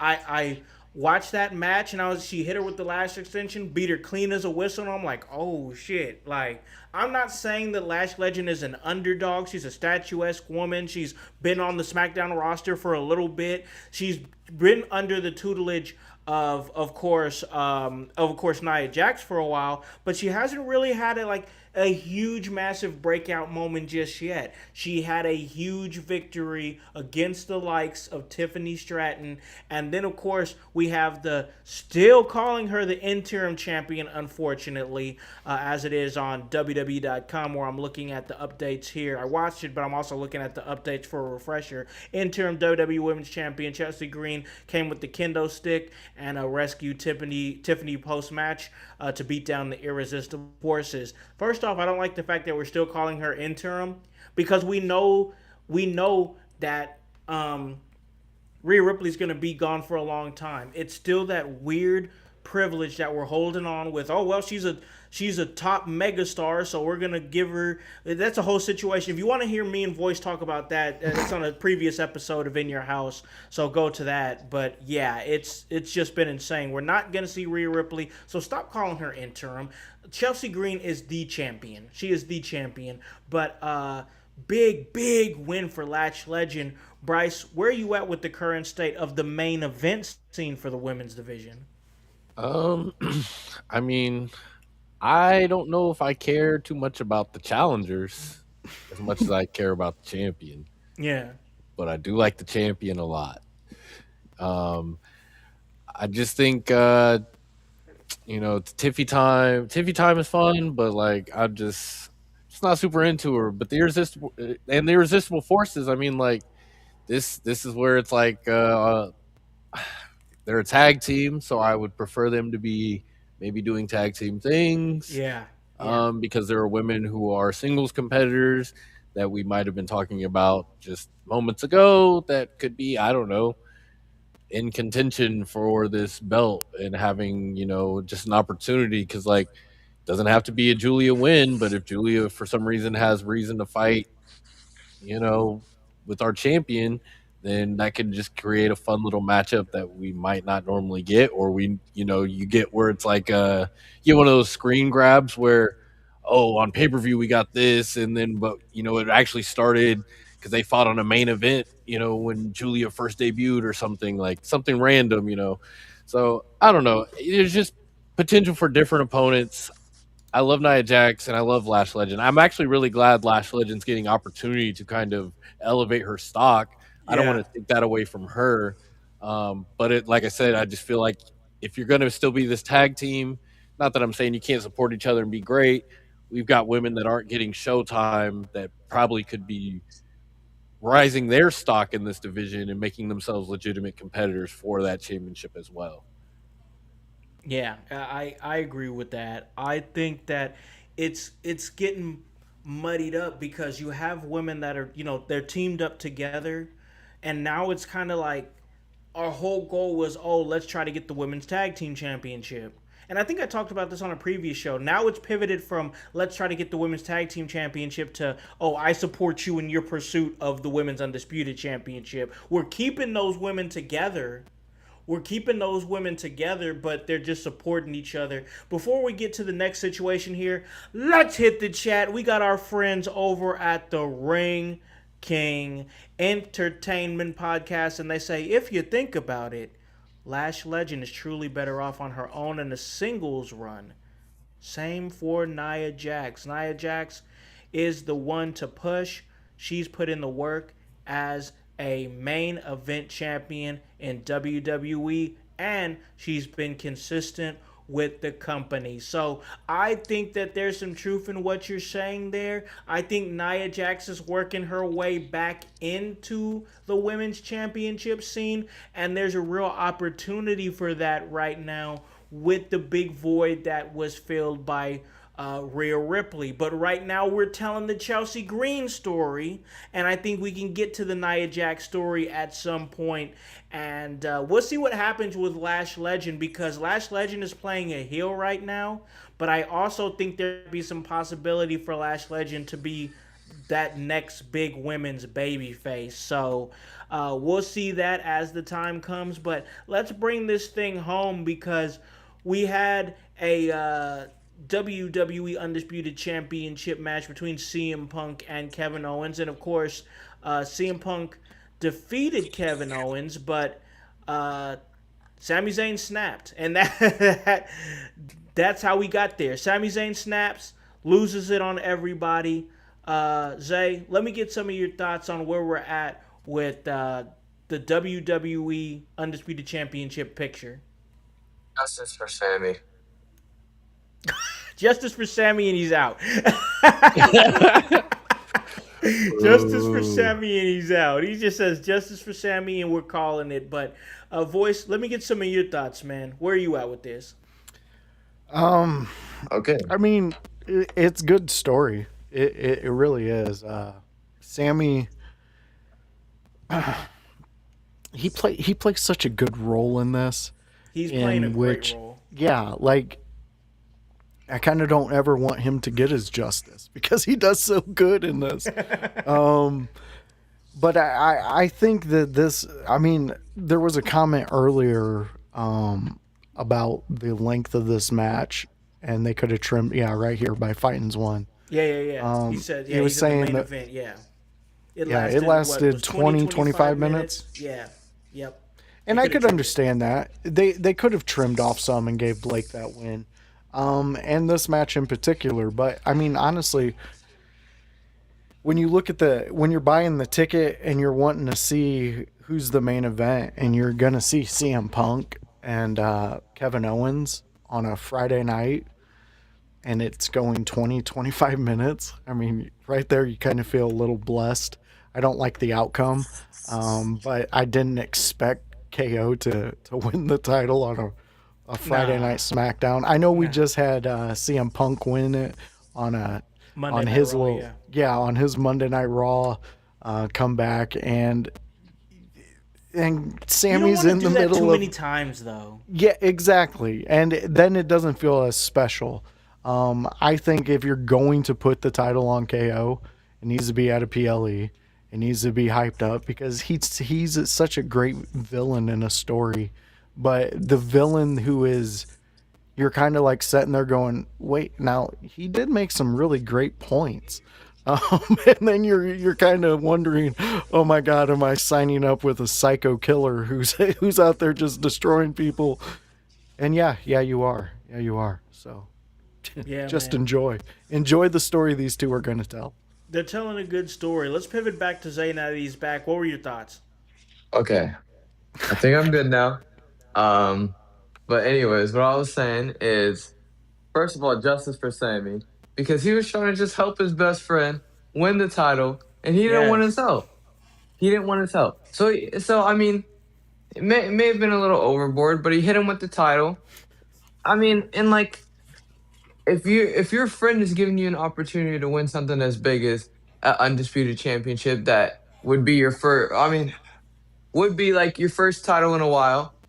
I mean, I would take it, but I kind of understand it from KO's perspective. I mean, he got his first world title kind of handed to him by Triple H, so he doesn't want it handed to him anymore. But yeah, I mean, if it's to get handed to you and you still win the title, other than just not having the title, I would still get it handed to me. And especially because, like, Sammy had the right intentions, you know? Sammy had the right intentions, but they just didn't go as he expected them to. So he had to pivot, and, you know, he had to go on his own way. You're going to make an excellent public defender. Oh, man, exactly. Like, what? That was insane. So it seems like we could be leading towards a triple threat, though. Like, yeah. I mean, that's where we're going though, right? It's got to be. And how Ring of Honor would that be if those three are in a triple threat for the championship, possibly at Money in the Bank? We Wait, see wait, it wait, wait. there. Sami Zayn was never in Ring of Honor. Oh yeah, that's right. He wasn't in Ring of Honor. That was El Generico. That was Yeah, El I think Generico. he's But like doing some seriously though, foster couldn't care stuff. what do you think, Bryce? You think we could see that triple threat possibly at Money in the Bank? I mean, shit. Like, there also might be more, right? Like, what's going on with Cody, Gunther and Brandy, Finn? Gunther, Finn. You know, they're trying to get into whatever's going on because they also feel screwed as well. And Yep. you know, there's been a lot of trash talk going on between those two backstage. But oh my god, why did I have to watch this guy win? I mean, what? Come on, man. Just KO, just whack him with the belt. Get it on with it. Like, this is where I really have a problem, and I agree with Zay. When the ref gets knocked out, what is Punk gonna do? Punk's not gonna give a fuck. Punk's about to beat your ass. And he kind of jumped on him and did at one point. Like, why are we showing mercy? Why are we trying to I gotta be a good guy? I Yeah, gotta Punk's not showing no mercy, but he's still getting chanted for it. like just do what needs to be done. Like, why we can't why are we all getting burned? We all are not Cody Rhodes. Cody Rhodes is the only guy who's getting burned like that. He can be Sting or whatever. He can get burned by everyone he thinks is helping him. I'd be cool with that.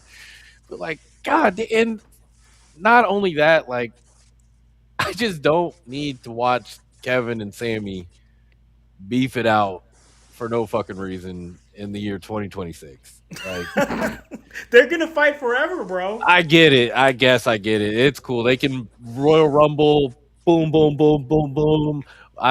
You can be Raw and SmackDown Survivor Series, boom, boom. Cool. And then we can go hug it out and whatever afterwards. But like, I don't need these guys to feud. Like, it just doesn't. Obviously, yeah, I think it's gonna make this a multi-man match at Money in the Bank. It's gonna take one of them out of.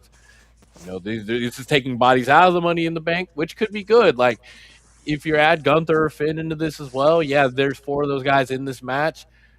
But now we might have a lot of, guys that we weren't necessarily expecting in that Money in the Bank. If Trick gets pushed into there, if, Little Yachty loses, or hell, if Little Yachty wins, nobody said that title match had to be a Money in the Bank, right? True. No. Nobody So, said I that. mean, No. he could fuck it up Monday after or something like that. Or SmackDown. Or Yeah. SmackDown right after, and then he could find his way into whatever qualifier gets him into Money in the Bank. No doubt. And some other guys can get into that too. So yeah, I think this is definitely leading to something more than just Punk versus whoever. I hope it's not just Sammy and KO at Money in the Bank, because that's dumb. But like, if they're both making that case of, hey, I got screwed, I still need to be in this title match, cool, let's get to that. Those 3 guys will put on a classic. They could add a Broom to the match, it would be a classic. Zay could get in there, it'll be a classic. I think I do got a question though, because I did mention Lil Yachty, and somebody asked the question in the chat earlier. What would Lil Yachty's finisher be? Yeah, that was The asked kendo by stick. Titans one. Because I don't know. I What don't- can I he don't- do? I don't know if he's Bad Bunny out there. No, And what if, I don't know about that. Bad Bunny. and what if he is? If he goes out there start doing destroyers, I'm gonna lose my shit. I promise I'm gonna lose my shit. He out there doing destroyers and shit. That could be wild. Like, because when they were like, oh, you know what, Lil Yachty's getting in the match, I was like, all right, he has been around long enough To train. where I'm like, yes, he has to have been doing things low key. I just don't know what. Dude, what if his punches are like some of the best we've seen in years? Oh yeah. Some I don't mean to crisp- take away from the main event scene. I've No, just been thinking no. about that for a while. You're good, man. You're good. But let me for real ask this though. Like, okay, so too early Money in the Bank like card here. I'm thinking CM Punk versus Kevin Owens versus Sami Zayn for the for the undisputed championship. Then we can have the Money in the Bank match. Trick will be up in that mix somewhere. I would assume. Uh, Probably Priest. Probably Priest. Yeah, I put Priest in that mix there. I personally would have LA Knight, but LA Knight might be wrestling Roman Reigns that night. It's a possibility. But I would want LA Knight to be in the Money in the Bank. But how do we feel about adding instead of putting them in the Money in the Bank match and save a couple of bodies, just do Gunther versus Finn Balor. Winner is the number one contender for the undisputed champion. That's what I Yep. was thinking. You think that too, voice? Yeah, I mean that's the most logical way to do that and still keep it relevant inside the main story of the main title. Yeah. So yeah, I would do that. Cool with that. Okay. Okay. All right. No, I like that. I like that. So, okay, let's go around the panel here and give our review of this past episode of SmackDown. Of course, 10 being the best, and or if you want to do 5 stars, I don't care what you do. Do whatever you want to do. It's your review to have. But, voice, what are you giving this episode of WWE Friday Night SmackDown? Well, I enjoyed this SmackDown, but again, it brings me back to on the podium I've been standing on for years. 3 hours is what you need because a 3 hour show would have made this a 9 in my opinion. Yeah. But I have to leave it at a 7-8 because you dropped way too many chances of building up your future talent, and WWE runs into this all the time when the main talents that they've been building up for years get injured. They scramble around to bring up talents from the other shows, and then we question, like, Bryce is forgetting people like Ivy Nile. I haven't forgotten her until they fucking end her contract. She will be burnt in my brain. I'm just happy that she's keeping NXT lines flowing, so everybody gets to meet their favorite wrestlers.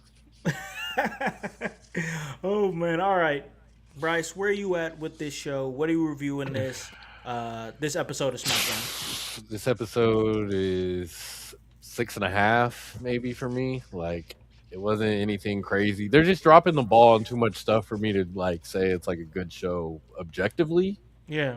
There's definitely things that were entertaining that happened in the show. I'm glad that Priest didn't just turn on Truth. Like, I do think Priest probably needs to become a heel, but I'm just glad he he's kind of didn't. stale right now. I'm just glad he didn't like fuck our boy up. Like, Yeah. our Truth didn't need that. Wepa. Like Julian Blake Monroe, like, I just feel like there's the way they're just dropping the ball with those ladies, and even a couple of the other ladies we kind of mentioned earlier. It's like that's bringing things down for me. Love what they're doing though with Lash Legend ultimately, and then I hated the result of the main event, but it was, I mean, like Voice said, I mean, it was a really good match. You can't be in Toronto and complaining that you got 25 minutes of Punk and Kevin Owens. So like, it was a great match. It was a pay-per-view match. I just hated the ending personally because I'm kind of over Punk. Yeah. But that's just me. Yeah. Yeah. So you said 6.5 is what you gave it? 6.5, Yeah, yeah. 6.5. All right, let's head on over to Zay. What do you got, man? What are you giving this episode of SmackDown? I kind of agree with some parts of Voice and Bryce. So I'm in between a few numbers here. I think I'm gonna go with like a 7.3. 7.3. Okay. Wasn't bad. I mean, had some high parts, had some low parts. The Julia and Blake Monroe segment. I also have a few questions about what's next for Blake Monroe, especially because she had that backstage segment where she was like, "Oh, unless you guys bring me Chelsea Green, don't put the cameras on me," or something like that. But I mean, I don't know. I guess that we could do that, Chelsea Green versus Blake Monroe, but I mean, not much build to it, really. I mean, except No. for literally her just calling out the champion, which is just like a normal thing to do. But yeah, and then main event wasn't bad. I'm shocked that after KO got hit with the title, they didn't do the whole spot where he falls on CM Punk's shoulders when he's down and he stands up and does the Yeah, DTS. yeah, yeah. Um, but yeah, it wasn't too bad. But I have a question for you, voice, and I've been thinking about this all podcast. Oh, Why I is your can't wait. name Joshua Joseph Joseph? Well, because our Monday and Friday shows, we Chris comes in and he shares it. I don't know. I didn't edit it properly. I'm sorry. He's double the Joseph. Yeah, I'm double the Okay, Joseph today. Double the that's all Joseph. I had to say. All right, well, hell of a question there. Investigative reporter over here, but but as far as this episode of SmackDown here, I personally am giving it a 7.5. I thought it was a pretty good episode. I liked the debut of what are we calling him in Kyoki? So we got Kyoki Yeah. coming. That's gonna be cool right there. Sami Zayn, I just think he's still one of the best things on the show. I love seeing Chelsea Green work. I love seeing Lash Legend pick up a big victory. The United States Championship stuff. I'm just ready to get to where we get to Carmelo, to be honest, because I know when those two when we stop playing around and finally get those two together, it could be something magical. The Blake Monroe Julia stuff. I'm with what Bryce said earlier. This is Mariah May we're talking about. We know what she can do. We know that she has great, incredible talent inside of her that is main event caliber talent. I just don't understand why we're nerfing her right now the way that we are. When you have somebody that can break out. She's Kobe in the late 90s right now. Like she's on the bench and she's like averaging like 16 points per game right now, but if we get her off the bench and put her in the starting lineup, she can easily average 27, 28. That's the potential that we have with Blake Monroe. So why are we having her ride the bench? Put her in the game. Blake Monroe's a main event player, and we're playing around with it for sure.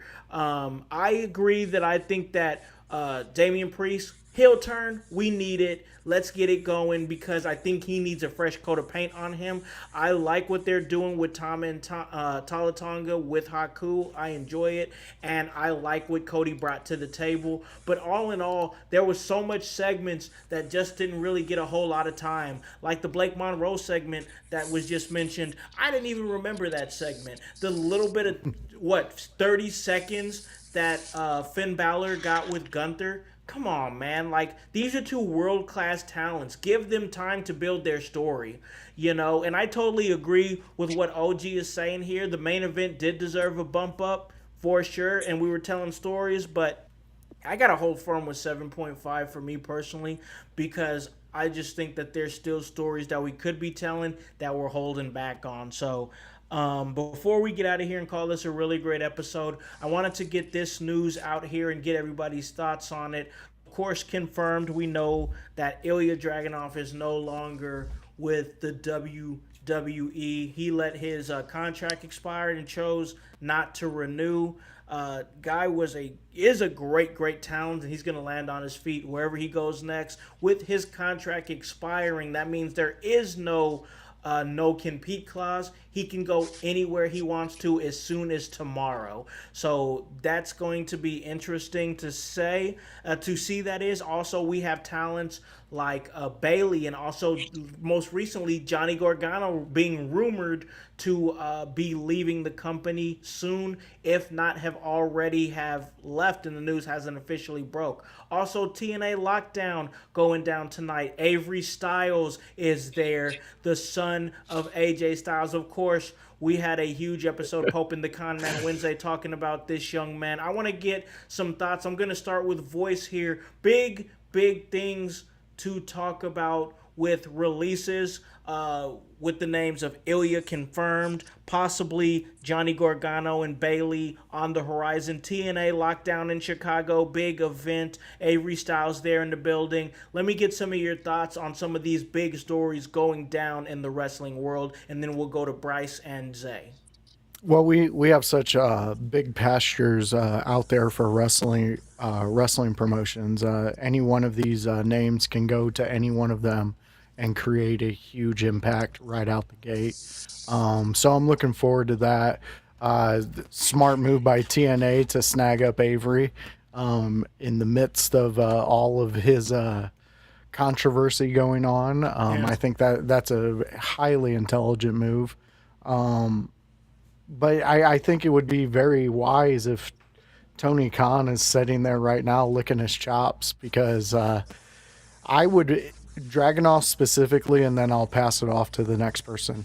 I would have him go, and if there's some MLW events happening, I would let him hit those places up, kind of develop his develop a more indie style that we're going to see from him. And then as soon as London hits, that's where I would debut him. I would put him right there with AEW. I would put him right out there, and I'd be like, "Look what we got," and then cook with him. Bailey, she's gonna go. Honestly, why I would see Bailey taking a little time off, and maybe Yeah. doing some movie roles, TV shows, something, and then popping up somewhere. Honestly, I could see her popping back up at WWE in a few months. If I'm It's a going to be poss- honest, it's a I don't possibility. know though.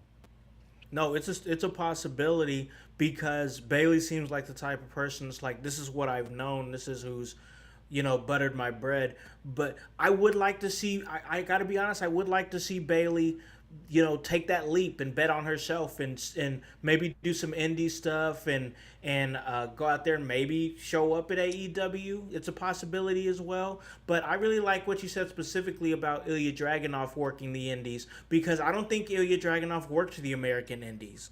He's Yeah. not from here, so I don't think he ever worked the American indies. It would be interesting to see him going on a North American independent wrestling tour before he showed up. Well, he could do it while he's on AEW. Like if he popped up at All In during that Casino Gauntlet situation, I'd pop.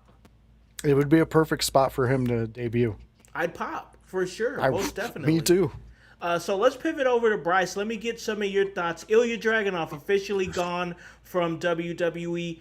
Bailey and Johnny Gargano maybe coming up next. TNA lockdown tonight. Avery Styles in the building. Let me get some of your thoughts.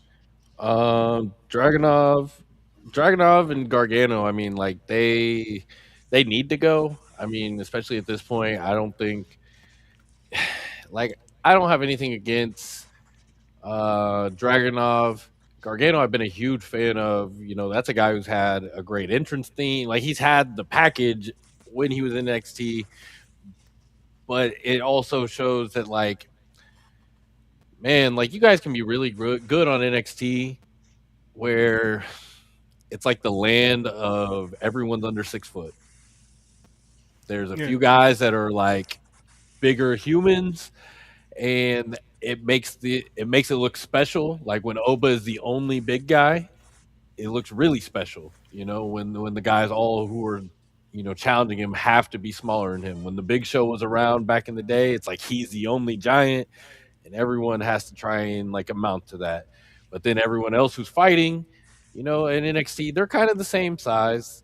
Gargano was there with like Adam Cole, who, when they tried to think about bringing him up, that was never going to work and things like that. Like these guys work really well when, like I said, it's NXT. They all get to be, shorter than 6'2", 6'3", or whatever. And I don't even mean that in a bad way because they're all great workers. Yeah. They're all some of the best workers I've ever seen.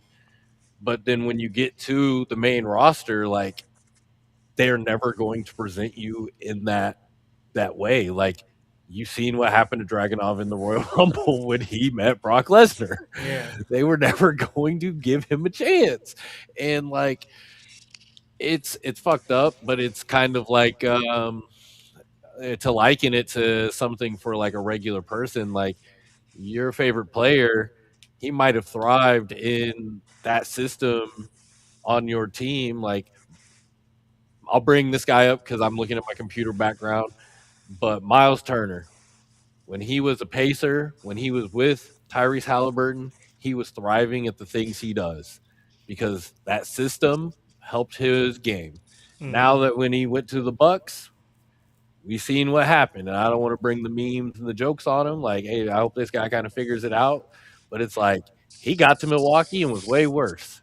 Yeah, Maybe that's a product of the system and the plays and the things that are being ran around you. So like you can be a great talent, but you need to also make sure that you are putting yourself in the correct environment for yourself to grow. that's a really good point. I mean, that's all I have with those guys. I hope Bailey doesn't leave. Like, I kind of hope she's a WWE person. I don't know if I think she will thrive the same in AEW. But maybe that's just me being skeptical and biased to the brand. And then TNA Lockdown tonight. I know the voice is going to be on that live stream. Avery Yes, Styles. I hope we just get a shot of him putting some setting up some chairs up. chairs. Yep. I hope it's nothing. I hope he's literally doing nothing at the pay per view. Like it's literally just like him helping out in the back or something. Like I don't know. Just make a running gag all night of like Dude. he's in catering, taking the trash out or something. Like he's paying his dues all pay per view. And every time they put it up there, they need to put some text on the screen. We paid him extra $40 for this and put it in his contract. Or yeah. Like if he We flew him out for this. if he comes out for like a match or something for some reason, like you know how AEW does the name and the little text for like Yeah. Hangman, like he should have a little text that's like paid an extra 40 to set up chairs or something like. Oh hell! All right, Zay. Let's get some of your final thoughts here. Of course, Ilya Dragunov confirmed gone. I remember text. I think you were in football practice when I text you about that.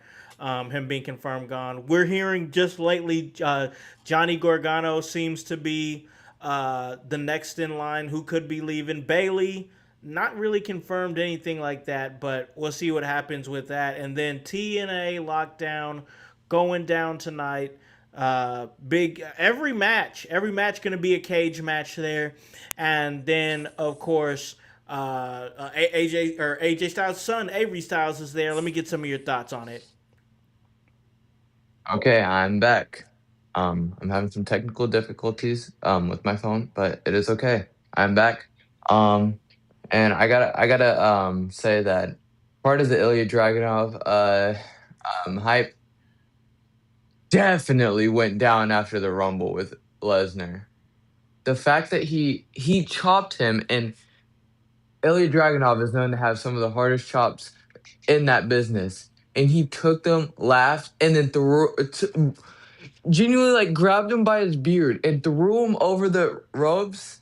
That was one of the most disrespectful things I've ever seen in WWE. Killed his momentum. That just killed his entire push. I'm happy to see what he does next and how he does in like a AEW or something like that. Multiple dream matches, he could go to Ring of Honor, go wrestle Leo Rush, he knows. Or wrestle go to AEW, or I mean I guess they're the same thing, but go wrestle like an Osprey, a Champa, go run that back, or anybody in AEW for that matter, or go in the American Indies, like how you guys were saying. I wouldn't hate that either, but I mean, there's almost limitless options for him because of how good of a wrestler he is, and even how good he's developed on the mic just in his time on in those backstage segments when he was US Yep. champ or in NXT UK, like all that stuff. So yeah, I think for him, the options are going to be limitless. And then for Bailey, I don't think I want to see her leave. Um, just because I think she just has a way where she can kind of just like redevelop her character and come back even better than she was. We've seen it with from the hugger to the role model and to being the leader of the damage control, and then doing all that stuff with Lyra wasn't even that bad. But yeah, I just think they need to give her another chance to shine. Just give her another reign. And then with Johnny Gargano, he's been dead. I mean, like Yeah. Oh he's man, been dead. so true. I mean, he's been doing the whole planking stuff where She's just 7 months. They pay that. him to just show up to the photo ops and plank. Yeah, 7 months of this shit. the fact that they have him go to photo ops and do that is insane. Yeah, Oh but my, imagine his first match that he actually wrestles from this is going to be the biggest thing for whatever promotion does because Oh people are going yeah, to want to see him wrestle again. yeah, I want to see him wrestle again. yeah. I think it's yeah. goofy that they like did it twice though. Like I mean, Oh, they pulled him horrible. off. Oh, get out there and wrestle, you'll be good. And he like put on a great match, and then Go back to planking. all Yep. right. Stupid shit. Crazy. Zay, go ahead. Continue your thoughts. Yeah. So Um, let's see. I mean, we got lockdown tonight. And then I think the pre-show they're gonna do a match like Joe Alonzo versus the hometown man or whatever his name Oh is, yeah, and then he's the AAW champion over there. That's AAW Pro local promotion in Chicago. yeah, and if he wins, then he gets a TNA contract. I'm I'm excited to see how that goes. Avery Styles, shoot, if I was Avery Styles, I wouldn't pay my dues either. I'm not gonna lie. Like let's say I wrestled at That's Emerge, insane. I ain't paying my dues. I'm not paying my dues. That's a Like, wild thing to say on camera, man. That's gonna come back and bite you. But hey, hey, hey, it's out everybody, there. look at me. I'm not paying my dues. I don't Oh care, my. bruh. I don't care. I don't Lord blame Crew's Avery going to Styles at see all. this. Crew's gonna come for you, bro. Hey, crew can get this, bro. Hey, Oh my this is your Hey, god. House, you warning might want shot. to run Oh, to us promoting other shows so we don't get this boy shot.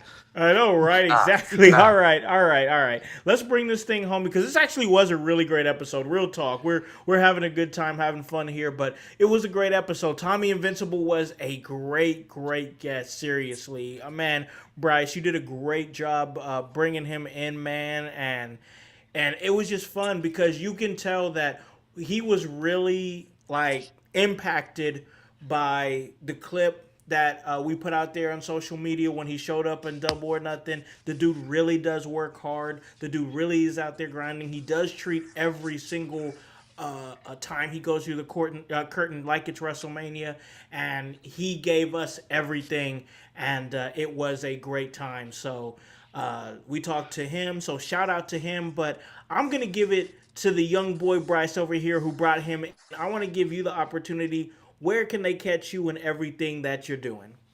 Man, they just gotta find me, bro. Like sometimes I'm doing stuff, sometimes I'm not. So you'll just look up one day and there's a live stream on TikTok, there's a live stream on Twitch. There's some, I might just be live streaming some games. I might be posting, or I might get back to posting some random questions on Facebook, just asking people like, what type of toppings do you like on your bagel in the morning? Like, I Yeah. don't know, like it don't gotta be all wrestling all the time, but Nah. but we gotta bridge it to the wrestling too. Like I gotta make sure we bridge it back in. What do you think Hulk Hogan? No, I don't want to know what he had on his bagel. I'm gonna be honest. Probably wasn't seasoned. I like it everything bagel. So yeah, they can find me on the internet. All right, just search for me. Don't search too hard. You might find some York. things about another guy that isn't me. I print T-shirts, so if you need T-shirts printed, get in touch. That's a whole nother story. And what else? What is there anything else? Is there something I'm missing? We got IYH gaming, but I'm going to talk about Bro, that. We got. I'm going to we be talk about that. gaming, bro. We be gaming. We be doing everything, bro. You do everything, bro. We're going to Just talk about know that for sure. I'm actually far away from my tag team partner at all times. Actually, after his statement earlier, you just know if you're trying to I'm catch not paying me, my dues. you won't catch me with that guy. All right. Not with this guy. Not him. Not paying his dues. All right, Say, where can they catch you and everything you're doing? Shoot, I guess my Instagram, Elijah Wani. You see the name on the screen. Just put an NY at the end. You'll find me on Instagram. When's your next Um, football game? on TikTok, it's just my name. Um, I'll be doing some stuff for Playhouse Gaming. That's gonna be coming back. Uh, I'll occasionally pop up on here. You know what I mean? Yeah, and videographer at Emerge with my dad a lot of the time. So yeah. Yeah. And you did have football, man. You guys win your first game. Okay. Yeah. Yeah, all right. Okay. All right. Just no sold that one. All right. All right, Voice. Where can they catch you and everything you're doing? All right, fans. So if you want to check out some real fun talks that we have on Monday Night Raw, it's on a Tuesday where you can catch me, Bruzy, and Kevin Calloway. And update, this episode coming up will be ran by Bruzy. I will still be there, but it's a Bruzy episode, so come join us at 6:15 on a Tuesday. Outside of that, you can join me and House when we get back into the swing of WCW. The WCW Watch Along on a Wednesday. It's at 6 p.m. where me and House, that's right, we watch WCW, and we're in the middle of the United States title hunt, and we're hunting for the best matches. So if you got any suggestions out there, let us know via the website or on Facebook, Discord as well. Instagram, wherever you can find us. Just hit us up. Let us know what you want to watch in the United Discord. States. Discord too. Yes, that's a big spot that is starting to blow up. A lot of It people is. are talking. We talk live. You can come there, and Elijahwan's there doing all the Zay things that you can ever expect. It's a fun time. But speaking of fun times, House, we got a Thursday show. It's the AEW Dynamite. Yeah. It's a fun show. It's a great show. It's an OG Tony House and Voice show where we talk AEW Dynamite. Come join us at 6 p.m. on a Thursday for all the AEW fun. Most definitely, Voice. Well said. And of course, on Monday nights, you can catch our brothers over there at Gonzo Sports Room, Gonzo Wrestling Room. They do the Raw after party. Then on Friday nights, they do the SmackDown after party. As for me and what I've got going on tomorrow, I'm going to be hopping back on here on the In Your House Network and doing our first ever Monday Night Raw watch along. Special start time, 6 p.m. That's going to be going down. And, hey, it's going to be a great time. And listen, we got that going on. Then, of course, I want to make sure that I'm throwing this out there. And that's the fact that we have the In Your House Fantasy Football League coming back, and we're doing it different this year. We're doing it better than we've ever done it before, and I'm really excited about it because usually I don't ask you guys for a buy-in because we just do maybe like some small giveaways or whatever, nothing real big, but I wanted to do it bigger and better this time. So what we're doing is we're going to be doing a $20 buy-in for this fantasy football league. The winner of the championship at the end of the season gets a fantasy football championship belt sent to them. So whoever wins it, they will receive a championship belt. And then also, we're going to be doing monthly giveaways as well. So every week, our highest scorer, the highest scorer of that week, will be thrown into a raffle between the other high scores of that month, and you'll get the opportunity. If one of those high scorers' names gets drawn, you'll get a chance for some Amazon or some of the gift cards, some In Your House merch. So yeah, we're doing it bigger this year, and buying in, you're almost guaranteeing that you're going to get yourself something. All you got to do is buy in, get your team going. We're going to do the draft on September 6th. So yes, the draft is going to be on September 6th at we're going to be starting streaming at 1:30. The draft is going to be at 2 o'clock. So we will do our show. We will do our show starting at 1:30. And then the actual draft goes down. So we're going to be doing the In Your House draft show at 1:30, and the draft goes down at 2 o'clock. Join us on September 6th. We're also going to be talking Sunday Night Main Event on that episode as well. But yes, the In Your House Fantasy Football League is now a go. Also, Pope and the Con Man now available on In Your House feeds, and also available on the Pope Point of View podcast feed. Go check that out. It made headlines on WrestlingHeadlines.com. That's Pope and the Con Man, presented by the In Your House Network. And guys, it's all part of the work, and that's HOWSC, and the W stands for work. So for the voice, Josh Joseph, for the Young Boys, B. York, and Zay, and the whole team here at In Your House, I'm Malakan, the Con Man House, here to remind you to tell a friend, to tell a friend, to tell a friend, to hop on this bandwagon, get on or get gone, because the household is still going mighty strong. You guys have a great day and a great rest of your week. Peace. Yeah.